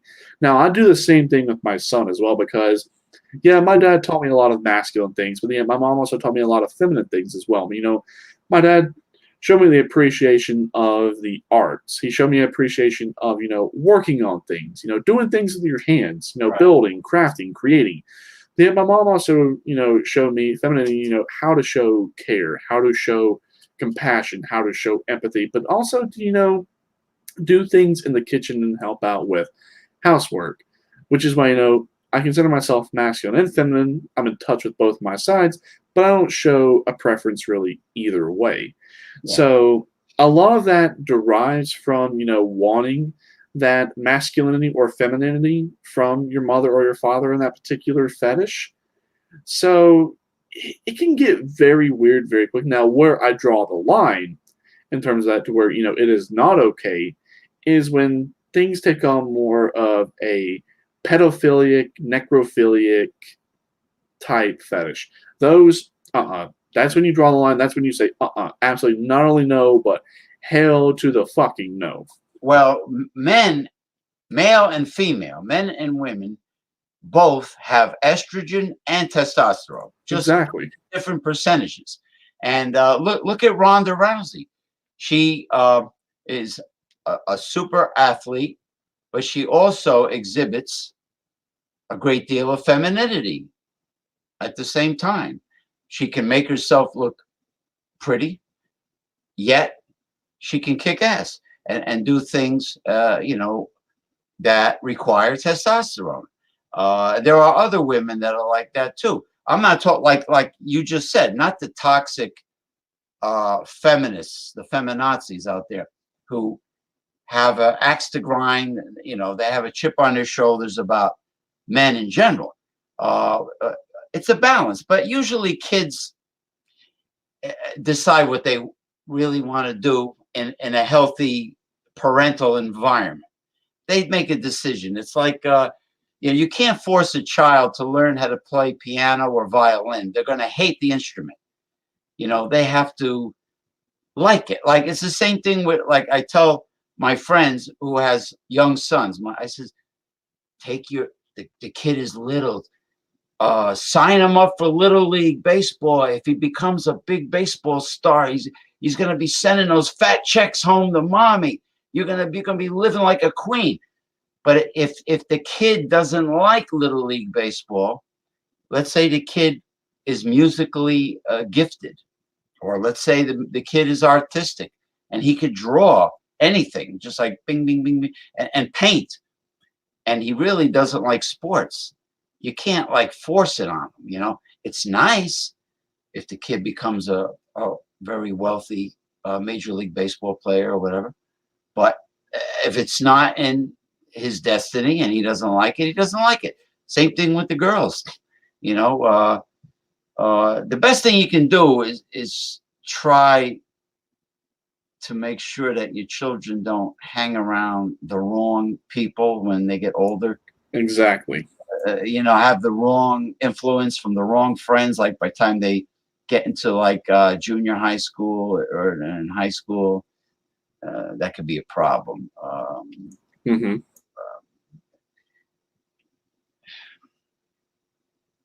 But they have fads too. I mean, we had fads. Mm-hmm. Our fad was everyone, all the guys in school, high school, had long hair and beat up jeans because they were trying to emulate the heavy metal. Oh yeah, yeah. All the rock stars that were around at that time that were popular, like Kiss and all those people. Yeah. What's his name? Alice Cooper, so on and so forth. Mm-hmm. At that time, Elton John was just coming out, but no one talked about gay people back then. Elton John was Elton John. And he had a huge, enormous fan base. But that's what we did. It was a fad, and then life goes on, and the normal kids, grow out of the fad, and everybody goes their own separate ways. Some of them died of drug overdoses. A couple ended up in prison, but for the most part, they grow out of the fad, or they get bored, they get tired of it, or they get matured, and they, I think I was born towards the end of the baby boomer generation. The boomers were considered from 1946 until I want to say, let's see, I know late 40s, all throughout the 50s, and there was a cutoff point in the 60s. I want to say like 1965, 1966. Like, both of my parents are considered baby boomers. Right. My dad was born in 1954, and he passed away in 2016 at 62. Now, my mom is still alive. She was born in 1962, and she's still alive, and she'll be turning 58 this year. Okay. Now, I will say this in terms of boomers. Have you seen that internet meme that's going around, when they just look at someone, just be like, okay, boomer? Yeah, you know what the problem with boomers in general? A lot of the hippies that were protesting back in the day when they were young turned out to be the very people that they were protesting against. Exactly. The establishment. As George Carlin said, they went from cocaine to Rogaine.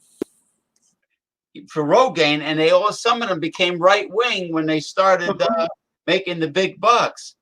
Exactly, which is why both my parents, they identified my mom, she identifies as independent, but she's moderate Republican. Now, my dad, even during his early days when he was around my age, right?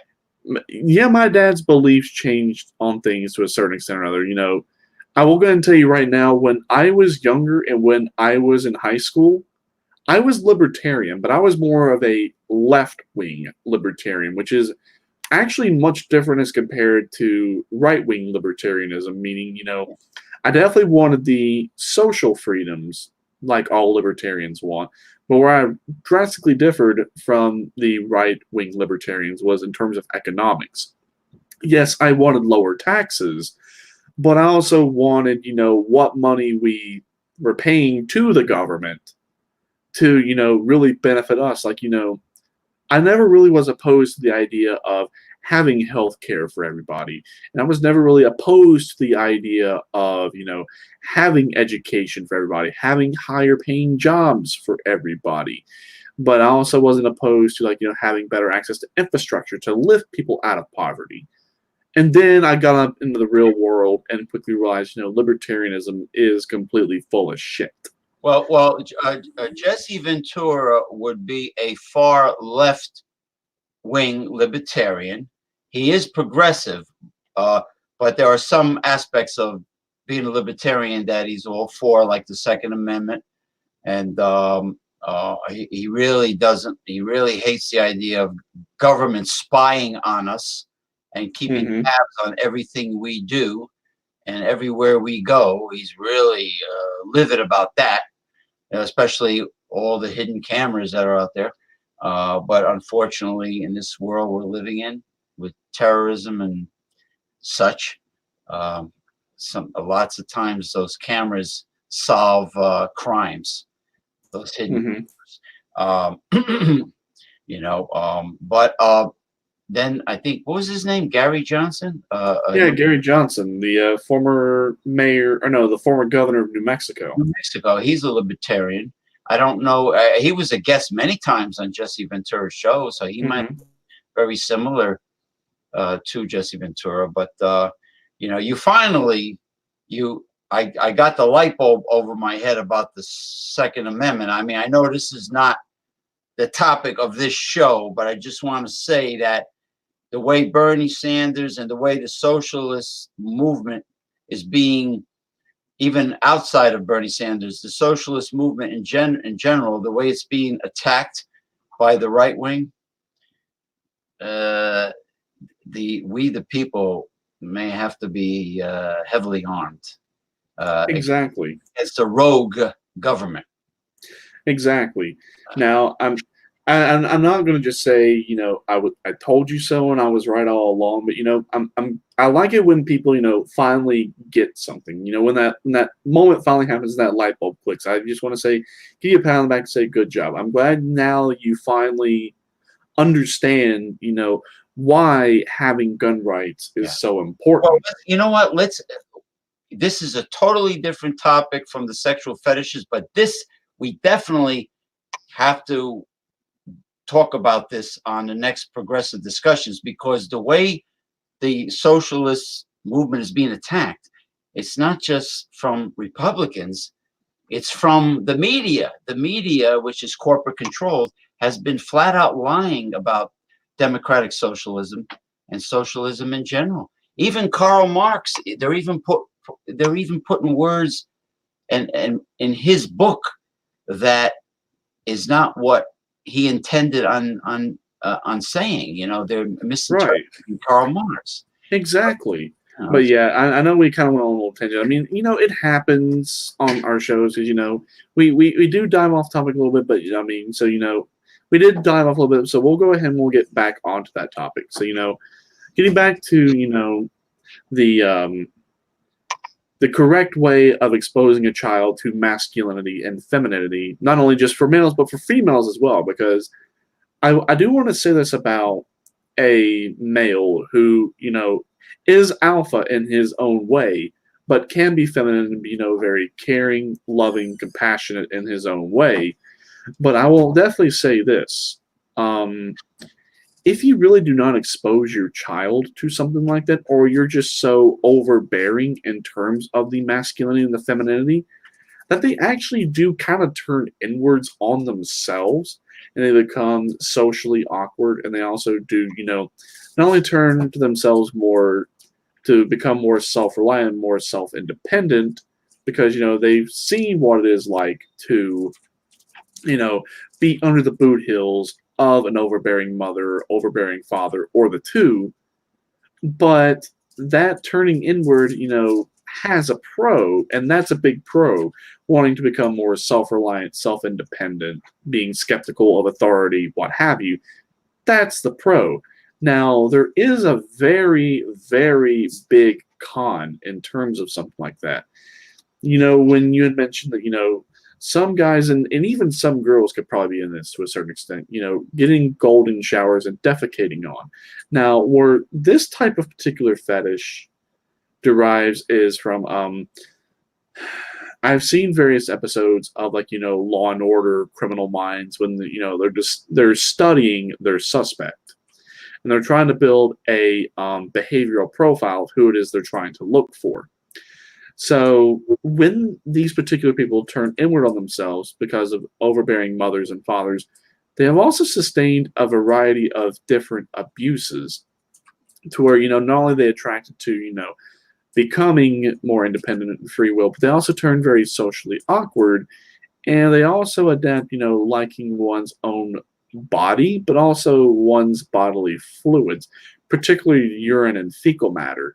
Now, whether people want to acknowledge it or not, that fetish actually does derive from something like that. Now, I'd be curious to actually interview people like that who, like the golden showers being defecated on, men and women alike, to see, if they actually had overbearing parents, or if they actually sustained childhood abuse, either from early on, even all the way up through teenagehood, and possibly even early adulthood, to where, if that could have potentially played into the role, or if it could just be as something of, when you piss on someone or you're shitting on someone, that, you're showing a sign of dominance, and that, they say it's extremely insulting or something or other to defecate or even piss on somebody's grave. Maybe that could have roots tied into it.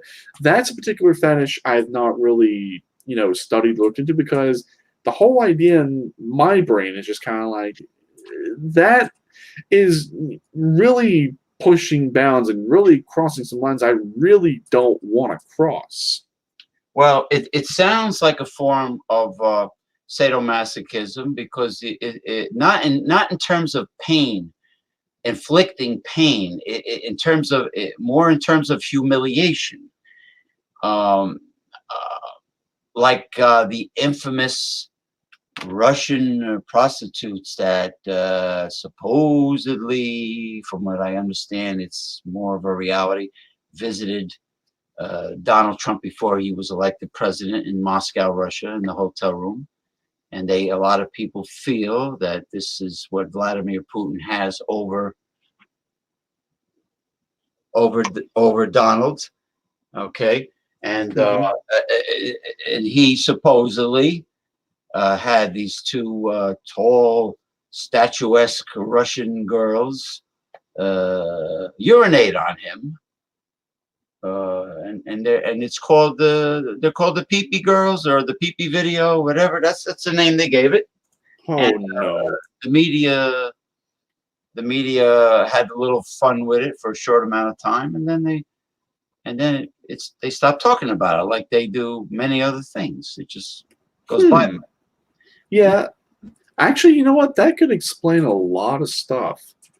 You know damn Russia. well if a guy like that is in the country of a rival of the United States, you know that a person who worked for the KGB, like Vladimir Putin, is In the more fascistic part of the KGB.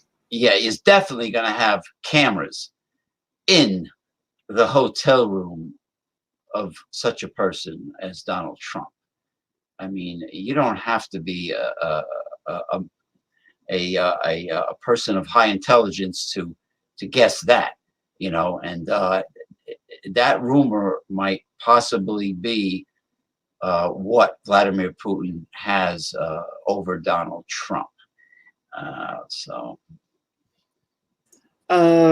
Which actually makes a lot of sense because some of those Russian women, I mean, don't get me wrong, I mean, a lot of Russian women are more like your thick, hardy, almost like men-looking type women.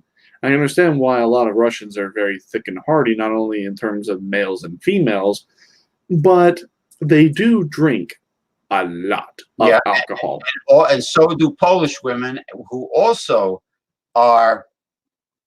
I'm not saying they're alligator wrestlers. I'm saying they're big bone, tall women that are like I said before, like Viking female, like Viking queens or Viking like the series Vikings on the, what is it, the History Channel?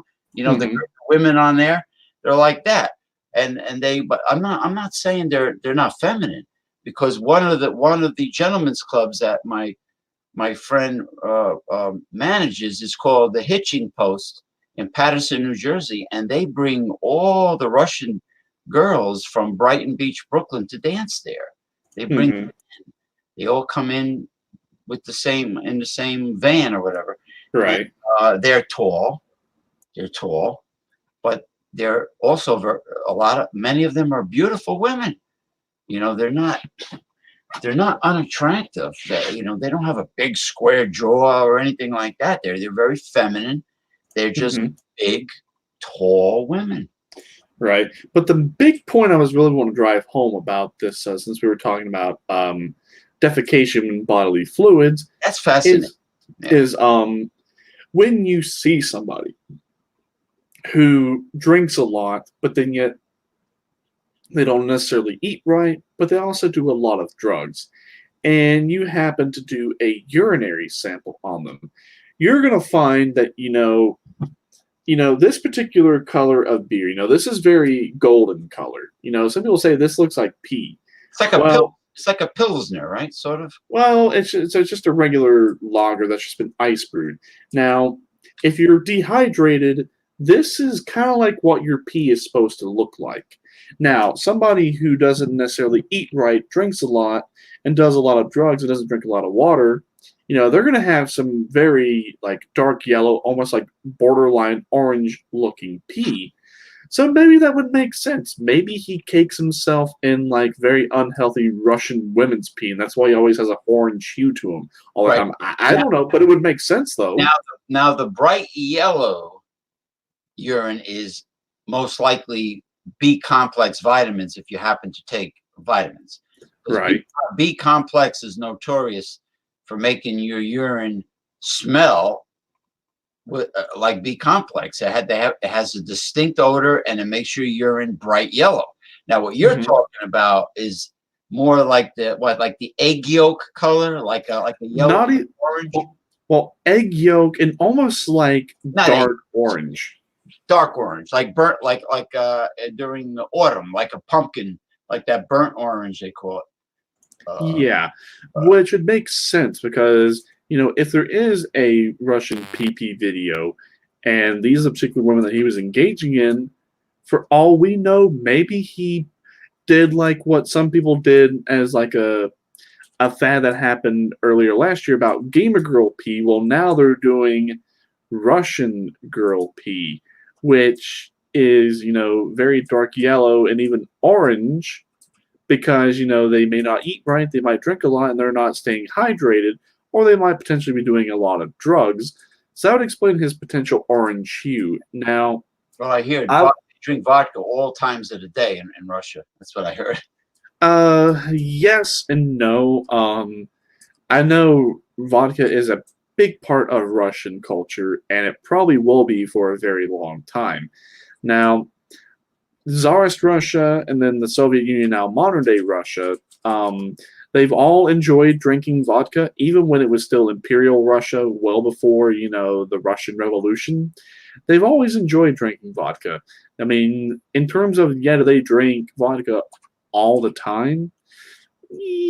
I don't know about that, but there is a particular product in Russia. It's called vorshka, which here in America, we just call them Boilermakers, which is where you take a pint or two of your favorite beer and you put in a shot or two of vodka.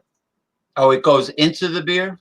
Yes. Now, what I like to call Vorshka is I like to call it the La Loca, or no, just La Loca Corona, which means the crazy Corona, where you take a Corona Light or a Corona Extra, even a Corona Premier, the ultra light Corona, and you put in one shot of tequila. Boom. Well, could I There do you that? go. Could I do that with a lager? Yeah, you can do that with any beer you want. Yeah, like It's just let's say I have a Sapporo Black ice cold, and which is a black lager. Well, you said it's more of a stout. So and then you put in, let's say I put in a shot of vodka from the freezer. One of my favorite vodkas is I like wheat vodka. I think it has a distinct. Well, all right, forget about wheat vodka. Let's say it's a Polish vodka or absolute Swedish vodka, and I put icy frosty shot of that in, let's say, a dark beer or ale of my choice. right. That would be considered the same recipe, Boilermaker recipe. Yeah, Boilermaker, Vodka, same thing. Now, that's more if you were to go to a bar and you want to do what is known as session drinking. Now, vodka is readily available in Russia. Um, Now, they have some really high class vodka, but they have some real rot gut stuff because it is a big part of the culture. For example, for most Americans, if they want a burger, where are they going to go? They're going to go to McDonald's. They're going to go to Wendy's. They're going to go to maybe Hardee's or something like that. Now, if they want more of an upscale burger, they might go to like Red Robin, Fuddruckers, Texas Roadhouse, what have you. Now, if you want your really, really upscale, high class burgers, those would be more like your, rich, uppity establishments or even like country club style establishments. It's kind of like the same tier. If you want something that's budget friendly but still, tastes like a burger, you'd go to most major fast food places. Now, if you want something step up, you'd go to Red Robin, Fuddruckers, Texas Roadhouse, Logan's Steakhouse. I like an 8-ounce black Angus burger. I like a big ass black Angus burger, rare, or not. I haven't had steak tartare in a long time. I miss that. The German raw beef, but it has to be very lean ground beef. Hmm. But anyway, Now, yeah, that's my dad told me a very upscale class vodka that was very popular back in his day. But for the life of me, I cannot think of it. I think it was called the name will come to me later, but it used to be very, very, very high class. Now, here in America, same way like it is in Russia, your more lower rot gut stuff, yeah, it's made from the basic ingredients, but it's not aged and it's not refined. So, which means if you drink it straight, it's going to basically make your eyes cross. wow. Now, Is it a Eastern European potato vodka, or is it a wheat vodka? I would assume probably a potato. I mean, I've never had wheat vodka, so that I probably wouldn't know. Yeah, American vodka and Grey Goose is wheat. It's made from wheat. It's actually quite good. I always wanted to know what the difference. Well, how cheap American vodka. Mm-hmm. They'll even use some corn. Well, corn is made in other various liquors, not just vodka. Yeah, where you make like a corn mash and what have you. It's the same thing with making like American beer, like this Bud Ice, for example. Most people, when they look at the label, they're going to think it's Budweiser Ice, but in all actuality, Anheuser-Busch InBev, yes, this is one of their products, but they're not going to consider it part of the Bud family, because when you think of Budweiser or even Bud Light, what is the big ingredient besides, the barley malt, the yeast, and the hops they use? It's polished, verdant rice. Now, Anheuser-Busch InBev is a huge buyer of domestic rice production here in the U.S. They purchase like 80 to 85% of U.S. domesticated rice for Budweiser. Now, Bud Ice is made with rice, but they use corn. They use corn and rice as their adjuncts. And I'm sure it's a GMO, inorganic GMO corn.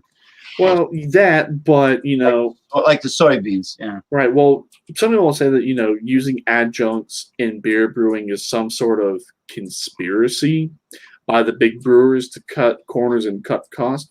Actually, that's not true. Yes and no. It's just a variety. It's a tweak in the recipe. It's like look at Asian beers. Of course, you could taste the rice in it.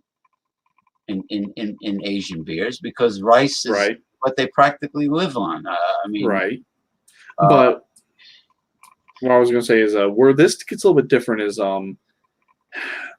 corn and rice in terms of beer brewing. Now, some people they don't want adjuncts used whatsoever, but actually, corn and rice in terms of beer production actually gives the beer a very particular flavor characteristic, which, when I post my review explaining corn and rice, which is known as grains or cereal grains in beer, that they actually have their own characteristics, but yet they also take on more of a unique flavor characteristic. Now, corn. Corn is very readily available here in the U.S. Now, corn in beer brewing, as compared to making a liquor, is where you put the corn in as part of the brewing process, but it complements the malt sweetness. Now, regular corn by itself, if it's grown correctly, and it's not sprayed down with pesticides, or it may or may not be GMO, but definitely if they spray it down with a lot of pesticides, it actually strips out a lot of flavor. Now, if you get much better grade A corn, which is what they're probably going to put in this. Right. So, Corn like that is going to have a little bit of a sweetness to it without adding any butter, sugar, or even like maybe a little bit of salt and pepper, which is what you would think, when you make a bowl of corn. At least that's how I make it. So it complements the malt sweetness. So Right. it doesn't necessarily dry out the beer. Now, rice, yes, in a lot of Asian beers, they use rice. But in terms of American style beers and beer brewing in general, it complements the hops and it actually dries out the beer more as compared to just traditional hops. Because when you think of just regular steamed white rice or brown rice, what have you, what's the first thing that comes right offhand? Yeah, it's sticky sweet, but once you kind of chew on it a little bit, it turns super dry super quickly. So, Oh, in my opinion, using if white rice. I eat yeah, organic brown rice, but anyway, that's besides the point. right, but if actually American beers did not have corn or did not have rice, with the particular styles of malt that they use and also the amount of hops that they use compared with the yeast in the water, they actually would taste very sickly sweet and very disgusting and super wet and sloppy. That's just the way the style of our beers are. Now, in terms of making a liquor, which, a lot of vodka is made from potatoes, but where they take corn is they turn it into almost like a corn mash. So instead of adding it in as an adjunct during the brewing process for beer, when you actually grind it up, it almost turns into like grist or like really fine particles. So that way, it can turn into more of a base and a mash for liquor. Now, Now, sour mash, is that just like a fermented corn, like when they make Jack Daniels, they use it's sour mash. Is that's like sourdough bread? They just let the corn ferment before they distill it? yes and no. From what I'm able to read about Jack Daniels Old Number 7, which is, the most popular, but it's also called a sour mash whiskey. So here's what they do to give it a very interesting flavor characteristic. They take an already old, aged batch and they mix it in with a freshly made batch, which hasn't had proper time to age, and Oh, they combine the two together to give it that unique flavor characteristic, which means it is a little rough, it is a little gritty, it is a little harsh, but at the same time, it tastes like bourbon. It's got a little bit of a smoothness, yet it comes across rough and jarring to the senses. Once it goes throughout the duration of the taste palate, it smoothens out. when you say batch, you mean the grain after it's ground into like grits just lies around like aged basmati rice. It just sits in sacks and Well, yeah. So once the actual product is made, they age it in barrels. So they take something that's already been aged in a barrel, then they take something that's been freshly produced and mix the two together before it has the time to sit in the barrel and age. That's why it's called a sour mash, at least for Jack Daniel's standards. Now, the Old Number 7 is definitely an excellent bourbon, don't get me wrong, but I like the Gentleman's Jack. It has the same flavor profile, but it is rich, it is smooth as velvet. And you could down that. You could probably down a 500 milliliter bottle or even a 750 milliliter bottle by yourself, yeah. and then quickly realize I probably shouldn't have done that. Well, So, I like Heaven Hill is probably the best bang for the buck in terms of American whiskeys, and bourbons, whatever. I mean, for the price, it's a real high quality. If if if you're a bargain hunter, but there's so many bourbons out there now, and mhm. like you did a good explanation of what sour mash whiskey is, and it's probably the yeast that's at a high presence in the old sour mash batch that they sort of inoculate it into the fresh Yeah, they would have to, lot. because if they didn't, I could say, you take grains by themselves and you have nothing to ferment alcohol. You're just going to get the taste of bourbon and the taste of whiskey, but no alcohol, which is why, it's the same way in terms of beer brewing. You know, sometimes amateur alcoholics, to where they take on more of a that particular style of pee that I was telling you about. Eventually, what happens is instead of going out and buying beer, they'll buy the products to make their own beer, so that way they can have more readily available alcohol to go ahead and support their habit. Now, beer brewing takes a much longer process as compared to making wine and also making liquor. All of it involves aging, and there's different processes, regardless of whether it's a beer, wine, or liquor. But here's something that I found out whenever I was working in produce. When I was working at Food City when I was still living in Virginia. Whenever we would core pineapples, we had this very interesting machine. Oh, I remember that. Yes. Yeah. We would cut the top off the pineapple, then we'd stick the freshly cut off top of the pineapple. We'd stick in this machine, and then we'd pull a lever, and it would cut off the exterior skin. Yes. And it would cut out the center of the pineapple. It would core it. Yeah, you'd core it. You'd have a freshly cut and also cored pineapple. But we had to be very, very careful about how long we would keep freshly cored pineapples in our cooler, because we'd keep it slightly above freezing to where it wouldn't freeze the pineapple, but as a weird side effect, because of the sugars that the pineapple naturally produces, when all that pineapple juice and water, what have you, ferments in the bottom of the cored pineapple container, it will actually ferment alcohol. Wow. And I did not know that. Hey, that sounds how come we don't see that product being manufactured? There's potential in that, because I bet it's very refreshing. I mean, to have these these hard pineapple alcoholic beverages. I don't know what kind of alcohol it fermented. That's the thing. They never told me whether it was ethyl alcohol, which is safe to drink and is in alcoholic beverages, or if it was isopropyl alcohol, which is not safe to drink. Yeah, true. That's in rubbing alcohol. Pineapple also has an enzyme called bromelain, and the how you grow a new pineapple plant? If you happen to have a big sunny bay window facing west, you take the top that you just cut off, and you peel a few inches of the leaves off the bottom until you have a bare stalk. And once you have that bare stalk, just sit it in water, put a little Miracle Grow fertilizer in there, whatever you want to do, and the roots will soon come right out of the stalk.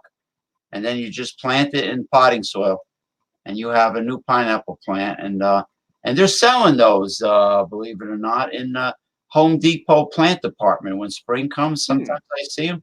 You see these little baby pineapples coming out from on top. Yeah. I know we got a little bit off topic with that, but that's just to show you that, whenever someone has, pee that's kind of like the color of Donald Trump's face, that kind of makes you wonder. I know that he's going to be coming up for re-election here soon, but I honestly don't know. There's something definitely not right about it. Now, I know our country in itself is very fucked up. Now, even in Russia, there are lots of fucked up people. And in fact, ever since the collapse of the Soviet Union, Russia and even the former Soviet states have really gone to shit for a variety of different reasons. We don't want to give away too much information, because this is another show. Right. But getting back to what was I talking about? Getting back to the beer, I do taste a little bit of sake, that sweet sake flavor in some of the Japanese and even a particular Chinese beer that I can't find anymore called Dynasty, and it was very inexpensive, but it was good. It was like Qingdao, except you had that little bit of rice flavoring, that little sake-like flavor in it. And not, well, no, the Sapporo Black, no. You don't get it from that. Maybe one of the Kirins that I tried might have had that. But I don't, listen, there's a beer made from sorghum. It's a grain called sorghum. And there is a beer that is made from that and not barley.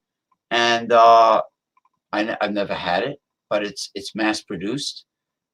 Offhand, I don't know the name of the company, but I know sorghum is grown extensively in South Africa because sorghum is very drought resistant grain, and you can make beer from it. So, you know, I mean, who's to say? The beer snobs might say sorghum. Yeah, you're not supposed to make beer from sorghum. You're not supposed to put rice. You know, it's just a different recipe. Uh, like anything else, like all the liqueurs that are out there and the wines. I mean, I've had wonderful wine made from blueberries from a winery in South Jersey. They make wine from cranberries and and then they make one from blueberries. I think it's called Valenzano Winery, something of that nature in South Jersey. It's great. There's nothing wrong with making wine out of other fruits. Oh no, absolutely not. No, but then a wine snob would say, "You're not supposed to make wine from cranberries. What's you peasant, you?" Well, no, it's just a different fruit. Big deal, you know. I mean, pineapple. Hey, somebody could experiment and perhaps make a pineapple wine or pineapple brandy or something of that nature, or low alcohol pineapple coolers that taste fantastic. So what? Big deal. You know, it's just tweaking the recipe. But if you have it, when we should, well, it's been 2 hours. Let's end the show. I gotta go decompress because I'm, you know, drink something ice cold and just relax. And then if you want to bang out one or two more reviews, you got all the peace and quiet you need now. Yeah. The only thing I'm doing tonight is Bud Ice. Now, last thing, and then we'll go ahead and we'll end the show. So, I'll give you a little history about Bud Ice. I know Jade Terrio has done quite a few videos about Bud Ice. So, this is a very interesting beer from Anheuser-Busch. So, as the name would connotate, you know, it's Budweiser Ice. But you'll notice it is 5.5% alcohol by volume. Now, it says Bud Ice Premium Lager. So this beer was introduced in 1994, my birth year, which is probably the reason why I like it so much.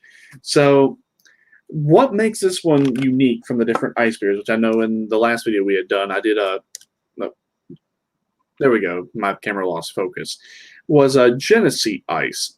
So it says that this was the first American draft beer to be ice brewed, which I never thought Budweiser in itself was a draft beer. I know you can get it on draft, but if you buy a can or a bottle, it's supposed to be pasteurized, meaning they boil the beer. But this is a draft style beer, meaning it's cold filtered. So instead of pasteurizing it, they cold filter it, go ahead and put it in cans and bottles, and then go ahead and, you know, send it on its way.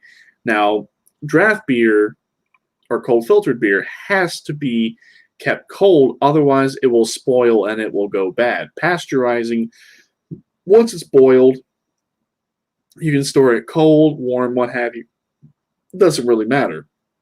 But it has a very interesting flavor profile. If you've ever had Budweiser before, you know what to expect when you used to drink Budweiser. I know back in the day, Budweiser used to be a big beer, and whenever you drunk it, it had a very rich, robust flavor. Yes, I drank Budweiser as a teenager, and I can tell you, even just 10 years ago, it had a much better flavor profile. Now, if you taste a Budweiser, it's got the same flavor.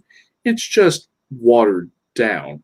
So Bud Ice is not a watered down flavor, but it almost has like a mixture of like Budweiser and Busch. But yet, when you drink it ice cold, it actually tastes very good in terms of, you know, it has a very crisp, clean, refreshing, snappy finish. But it's got a straight up, just regular old beer flavor to it. But it is a little rich with the elevated alcohol at 5.5% ice brewed.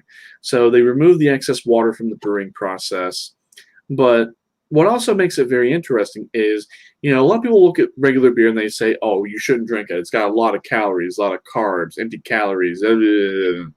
But if you're looking to, you know, have a higher alcohol beer at 5.5%, but looking to watch the calories, this is one you'd probably love because, yeah, it's 5.5%, but it's only 121 calories per 12 ounces. So you get the best of both worlds. High alcohol, low calories, low carbs. It's almost like a super strong light beer, if you would consider a light beer at something like 5.5%. But I did a formal review of it. It is a good beer. I actually rated it at a 97 out of 100 for the style, you know, and the ice style. It is a little unique. It is a little peculiar.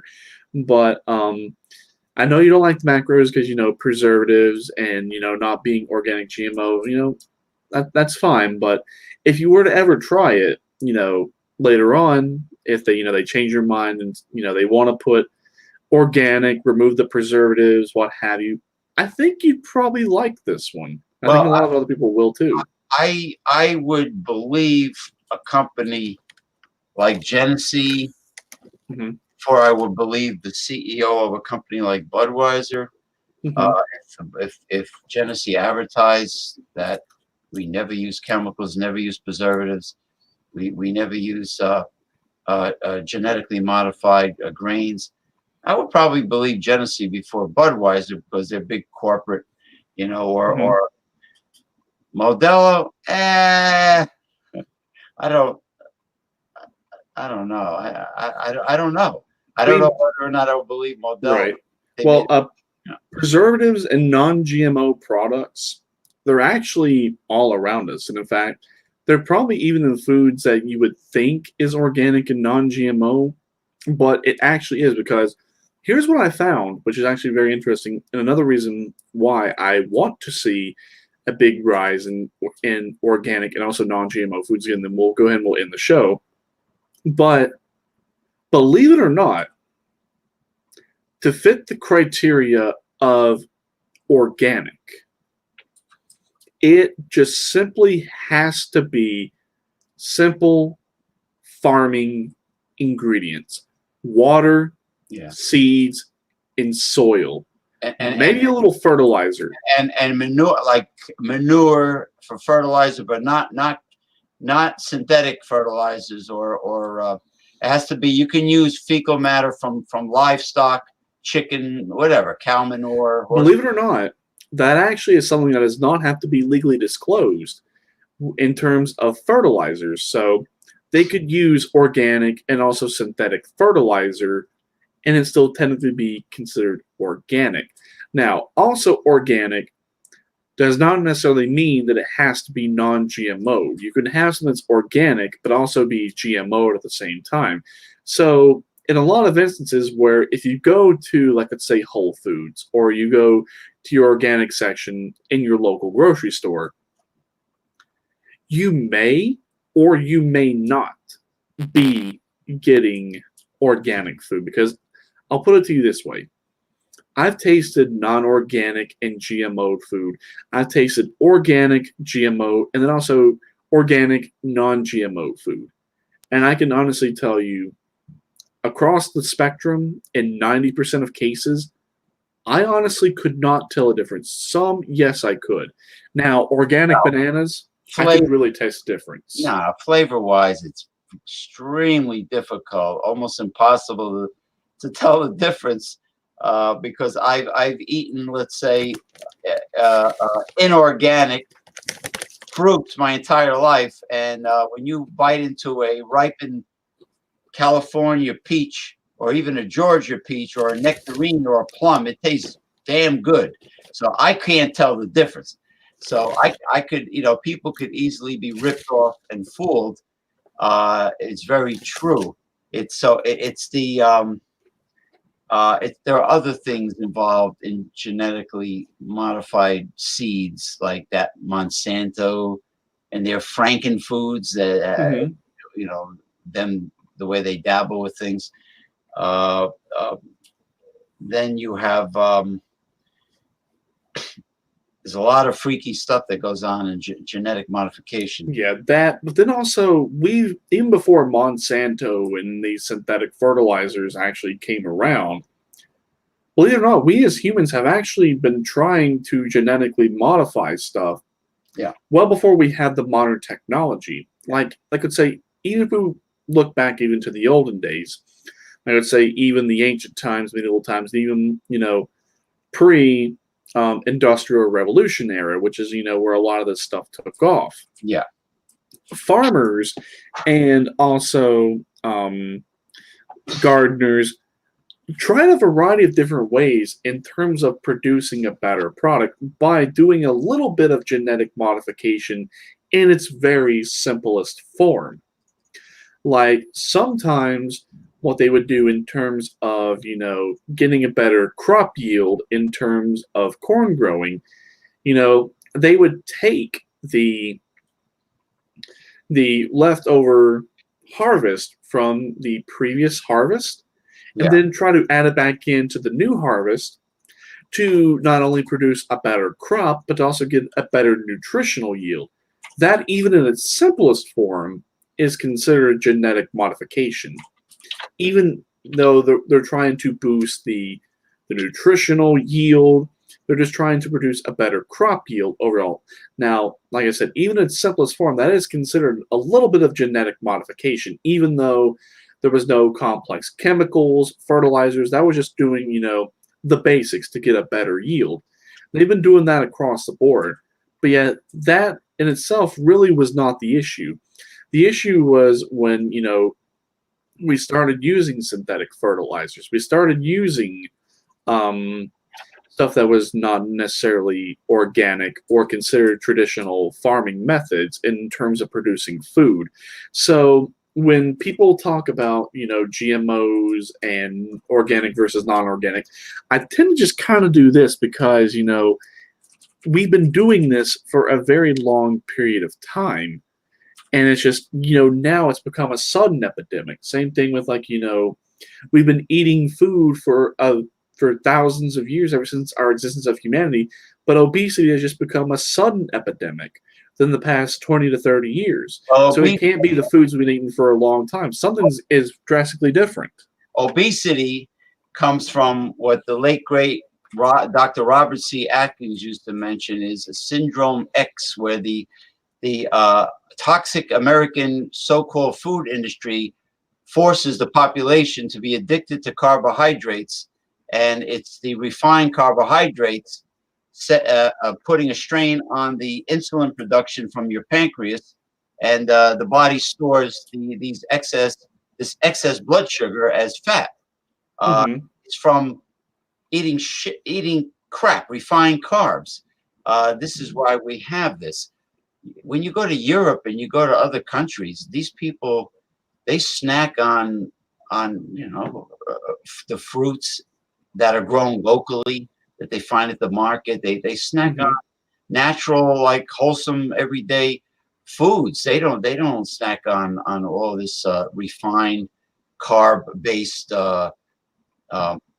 chemical-laden snacks and everything. And they don't go to now fast food restaurants in other countries are starting to cause some of the health problems that we have here in the United States. Yeah, some, but I mean, look at, say we take the U.S. McDonald's and compare it to the United Kingdom McDonald's. Right. From what I've been able to tell, the U.K. McDonald's is actually probably going to be much better for you because, they have a lot more stringent and strict regulations as to exactly, how can you produce French fries? How can you produce these burgers? And, how do you cook them and how do you prepare them in such a way to where, you can still enjoy this food, but still not contribute to the epidemic. And what kind of oil is it deep fried in? Now, I'm glad you brought that up. Oh, by the way, I just want to say that what they call the original seeds of produce, of all produce, they use the word heirloom. They call them heirloom seeds, HEIR. Heirloom seeds are the original seeds. Now, I used to buy the Ovaltine that is designed to be sold in Asia and Europe. I can only find it in Asian markets, and it's quite different from the Ovaltine that you find in American supermarkets. How is it different? Well, you read the ingredients. There was no added sugar in the Ovaltine sold in Asia and Europe. The first ingredient is malt, barley malt, or the malt extract is the first ingredient, followed by cocoa powder, whey protein, vitamins, minerals, and such.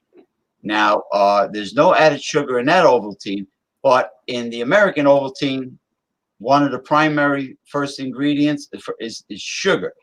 The words malt syrup or malt extract or whatever is at the bottom of the list of ingredients in the American Ovaltine. It's similar to the Coca-Cola or Pepsi in the United States, has many times a greater sugar content than the Pepsi or Coca-Cola sold in, let's say, Latin America and abroad.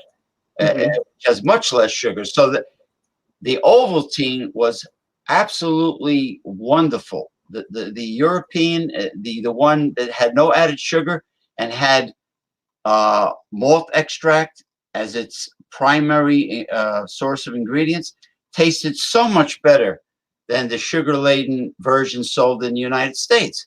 It was really good. I loved it, you know. But if you say malt to a younger generation person, they'll look at you like, what? What the hell is that? Yeah.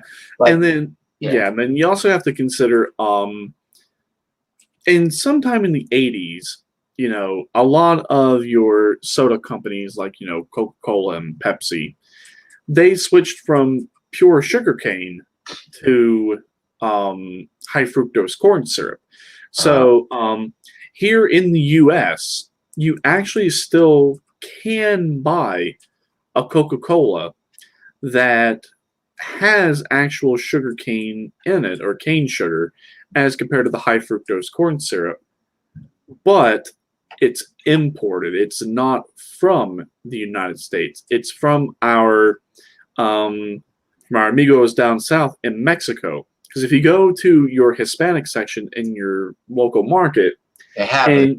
They have Coca-Cola and they have other various products to where it actually has cane sugar in it as compared to the high fructose corn syrup. Well, raw sugar cane juice, which is brown, and then when they dehydrate it, it's also brown, but it doesn't get hard like a rock, like regular brown sugar. It stays loose, and I use it. It's called panela in Spanish, with a P, P-A-N-E-L-O, where canela with a C is the word for cinnamon. Panela is just raw. It's just dehydrated raw sugarcane juice, which has the molasses flavor, and it's loaded with nutritional value, very high in vitamins and minerals, especially iron and potassium. It's actually good for you, and they probably use that, but it's not sugar laden with processed white cane sugar like your Domino sugar. You know, but I was really shocked at the Ovaltine. I was like, wow, look at this. And you know what? When I went to we have an ice cream place here called Dairy Queen. They're franchises. I went to one and I says, could I have a large, extra thick chocolate malted milkshake? And she goes, what? What's a malted? She had to go ask the manager. And he says, yeah, I have it in the back. Nobody really requests it. I says, you have it sitting there? I says, it's probably more fermented. I says, loaded up with malted. He says, no problem. I said, put a lot in there because I love the flavor. And it's probably from the sugar called maltose. Anything that ends in OS is a sugar. So fructose, maltose, lactose, which is milk sugar. So anyway, it's the sugar. When they make buttermilk, kefir, and yogurt, it's the sugar that is converted to probiotics. That's what fermentation requires, sugar as the food source for the live yeast. Right. The live yeast needs sugar in all forms of fermentation, even dairy products. So Yeah. You Yeah, got one of the fermentable sugars, when you said maltose, in the ingredients list of Still Reserve, that's one of the fermentable sugars is maltose. Maltose is malt and barley malt. Yeah, barley malt. Barley malt, which is used in porters, I believe, is sprouted barley, as opposed to roasted barley, which is used in stouts. I think that's what was explained to me one time. Mm-hmm. Yeah, it sounds about right. Malted barley was a sprouted grain, which I find interesting that a sprouted grain can still be sweet because malt extract is sweet. It has a sweet flavor. If you took the lactose out of milk, it wouldn't taste so good. I mean, that creamy flavor, that creamy flavor in dairy products, except for cheese. Well, you got cream cheese, whatever. But I'm just saying the hard cheeses don't have that because they're really aged, and the fermentation process, the yeast converts all the lactose. But the creamy flavor. Let's take one of our favorite foods. Let's take Mexican food. Let's say we got a dozen tacos in front of us. I know we're going to get hungry. Quesadillas or whatever. Enchiladas. Actually, you know what? I think I'm going to have one early this week.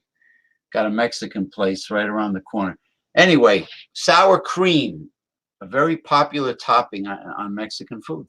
If it wasn't for the lactose in that sour cream, it would not taste wonderful and creamy anymore. So, sugar and fat equals flavor, but there's a difference between a refined, pure white sugar and sugar found in nature, like a fully ripened nectarine or plum or peach or pineapple or mango or whatever, or strawberries or blueberries, compared to, just putting domino sugar, or drinking a soda that's just tremendously sweet, an American soda, that is.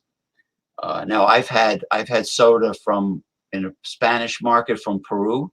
There's a company called Inca, named after the Native Americans down here. INCA, Inca soda. There's champagne. They have a champagne soda. They have a golden.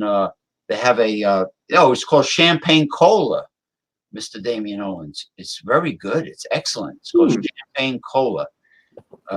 There's a soda from Colombia made from mango, which is a orangey. It's like a orangey red. Excellent flavor. I've had coconut soda from a Latin market. There's a company. If you go to Mexican restaurants, you'll see a soda company from Mexico where they have tamarind soda. They have all kinds of soda. Some from tropical fruits, some from things that are commonly known, and it's excellent. Excellent, because you have a balance of the sugar plus the fruit and the primary ingredient, whether it be root beer, whether it be birch beer. We have a company in New Jersey called Boylan's Creamy Red Birch Beer. It's one of those gourmet sodas. There's a supermarket has something called Dr. Brown's. not Dr. Pepper, Dr. Brown's, and they make the birch beer. They have the cream soda. They have the old-fashioned root beer, like the A&W or Stewart's. That's another company, Stewart's root beer. But the Boylan's creamy red. When I used to go to Fuddruckers, as a matter of fact, Fuddruckers. they had Boylan's, the Fuddruckers they closed down over here. I don't know why. I liked it. They had on tap, all you can drink, the Boylan's sodas, the root beer, the creamy red birch beer. And if your stomach's bothering you, ginger ale is wonderful. They had all these old time sodas. Mm-hmm. Reminded me of when my grandfather used to get soda delivered and beer from the truck. He used to come in, and you had to return the bottles. They were real thick glass bottles that you can kill somebody if you hit them, and you had to return them, and you got a deposit for returning them. And he used to order a beer called Bergheim from Pennsylvania, which is kaput, no more, but it was great beer. It was, had a logo of waterfalls, which represent the spring water that they use to make the beer. As you well know, there's a high German population that settled Pennsylvania. So it was Bergheim beer, and then he would order, let me have a few bottles of celery soda. Let me have a few bottles of the sarsaparilla, and then some root beer, some ginger ale, some orange soda. And it was freaking great soda. This is back in 1960s. You said you were born 1995? 94. So you mean to tell me I was freaking filleting fish when the doctor smacked you on the ass and you started crying? Probably, I would say so. I mean, I was filleting fish like this, and you were born. How about that? Son of a gun. yeah, and I don't like fish. The only thing seafood I like, seafood-wise, I like is shrimp and maybe some pink salmon. That's really about it. You like catfish fillet, deep fried catfish, and hush puppies? Those. Well, hush puppies, basically hush puppies, fried breaded bread. I can go with just about anything. It's cornmeal. Well, I mean, yeah, basically fried breaded bread. That's what hush puppies essentially are. Well, I'm just saying, if you like Mexican food, I'm surprised you don't like hush puppy because it's corn. I mean, I'll eat them, but I think they go better with something that you get from KFC or like Popeyes or Bojangles or something like that than actual seafood. You know what we get advertised that we don't even have around here? Long John Silver's and Golden Corral buffet. We don't have a single Golden Corral in northern New Jersey, and then we see the commercials. Why? Yeah, exactly. Advertising Golden Corral. I don't know, but you don't know what you're missing. Yeah, they have this $10 seafood buffet. Then they have a Sunday brunch. I mean, a breakfast buffet, I think. Yeah, breakfast for lunch. They have because if you hit the breakfast buffet, let's say not real early, like later on, you don't need to have breakfast and lunch for the whole. Like you're probably full until for a late dinner. You're probably full until like the early evening or something, or maybe not even. If you like really ate good at that breakfast buffet, because they probably have the guy making the Belgian waffles. They got the omelet dude. They got all the sausage links, scrambled eggs, in the over the sterno, whatever, over the steam. They got probably a huge variety of things. I used to love the breakfast buffets they had at a place called Sizzlers. There was a buffet called Sizzlers, but that was only on Sunday because they called it the Sunday brunch buffet. And people used to get out of church. The families used to, those that get up early to go to church. Ha, ha, ha, fat chance I'm doing that. And then they would, after church, they would go to the Sizzlers and the kids would be running amok back and forth. Kids would be playing with their little Tonka toys, whatever, on the carpet. And the manager's going, yes, It's a liability. What are you doing? This customer's gonna step on the car and go phew, flying up in the air. So anyway, those are some of the memories down memory lane when we're talking about food. Uh, there's a lot of things. I mean, you know what? You know what? A lot of people do, especially women, man. Before we depart, they put everything on high flame. They think that, oh, gee, it'll get cooked fast. And they crank up the jet. They put it on high flame, and then they smell something burning, and the smoke alarm goes off, and they have to run. And guess what? Somebody has to scrub the pots because they got burnt. Me, I got my Korean stovetop grill that you've seen on the video. Yeah. On not super low. I would say between low and medium. And you see how the turkey gets browned and grilled, and it's sizzling, you know. And it depends what cookware you got too. If you have decent cookware, the even heat distribution is pretty good, and it gets hot. Like cast iron will get hot fast, but cast iron you have to keep on adding oil to it. I don't care what anybody says, if you got to continuously add oil. But I, honest to God, I don't know what kind of nonstick material they use in Asia, in Korea, and Japan, let's say. But that speckled composite, that speckled the material, I add 0 oil to that.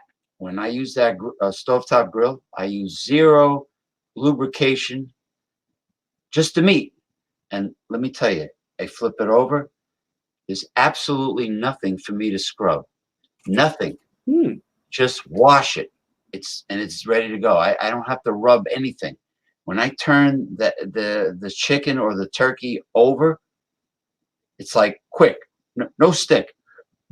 And I add nothing. I don't add any oil whatsoever to that. So there's something about that nonstick surface where you see like a charcoal gray color with the speckles, the little white spots.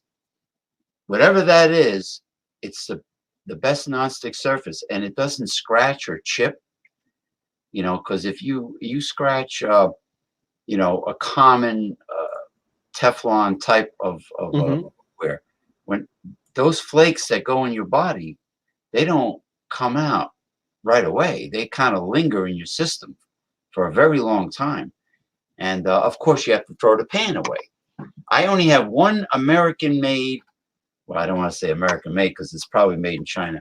I have one pan with the regular nonstick surface, and it's made by Guy Fieri company, the guy that's on the Food Channel or Food Network from California. His name is Guy Fieri. He's been around forever, and he has a series of pans, and that never chipped or scratched. And I've had it for more than several years, and the pan works great. And it hasn't, not one scratch or chip anywhere on the pan.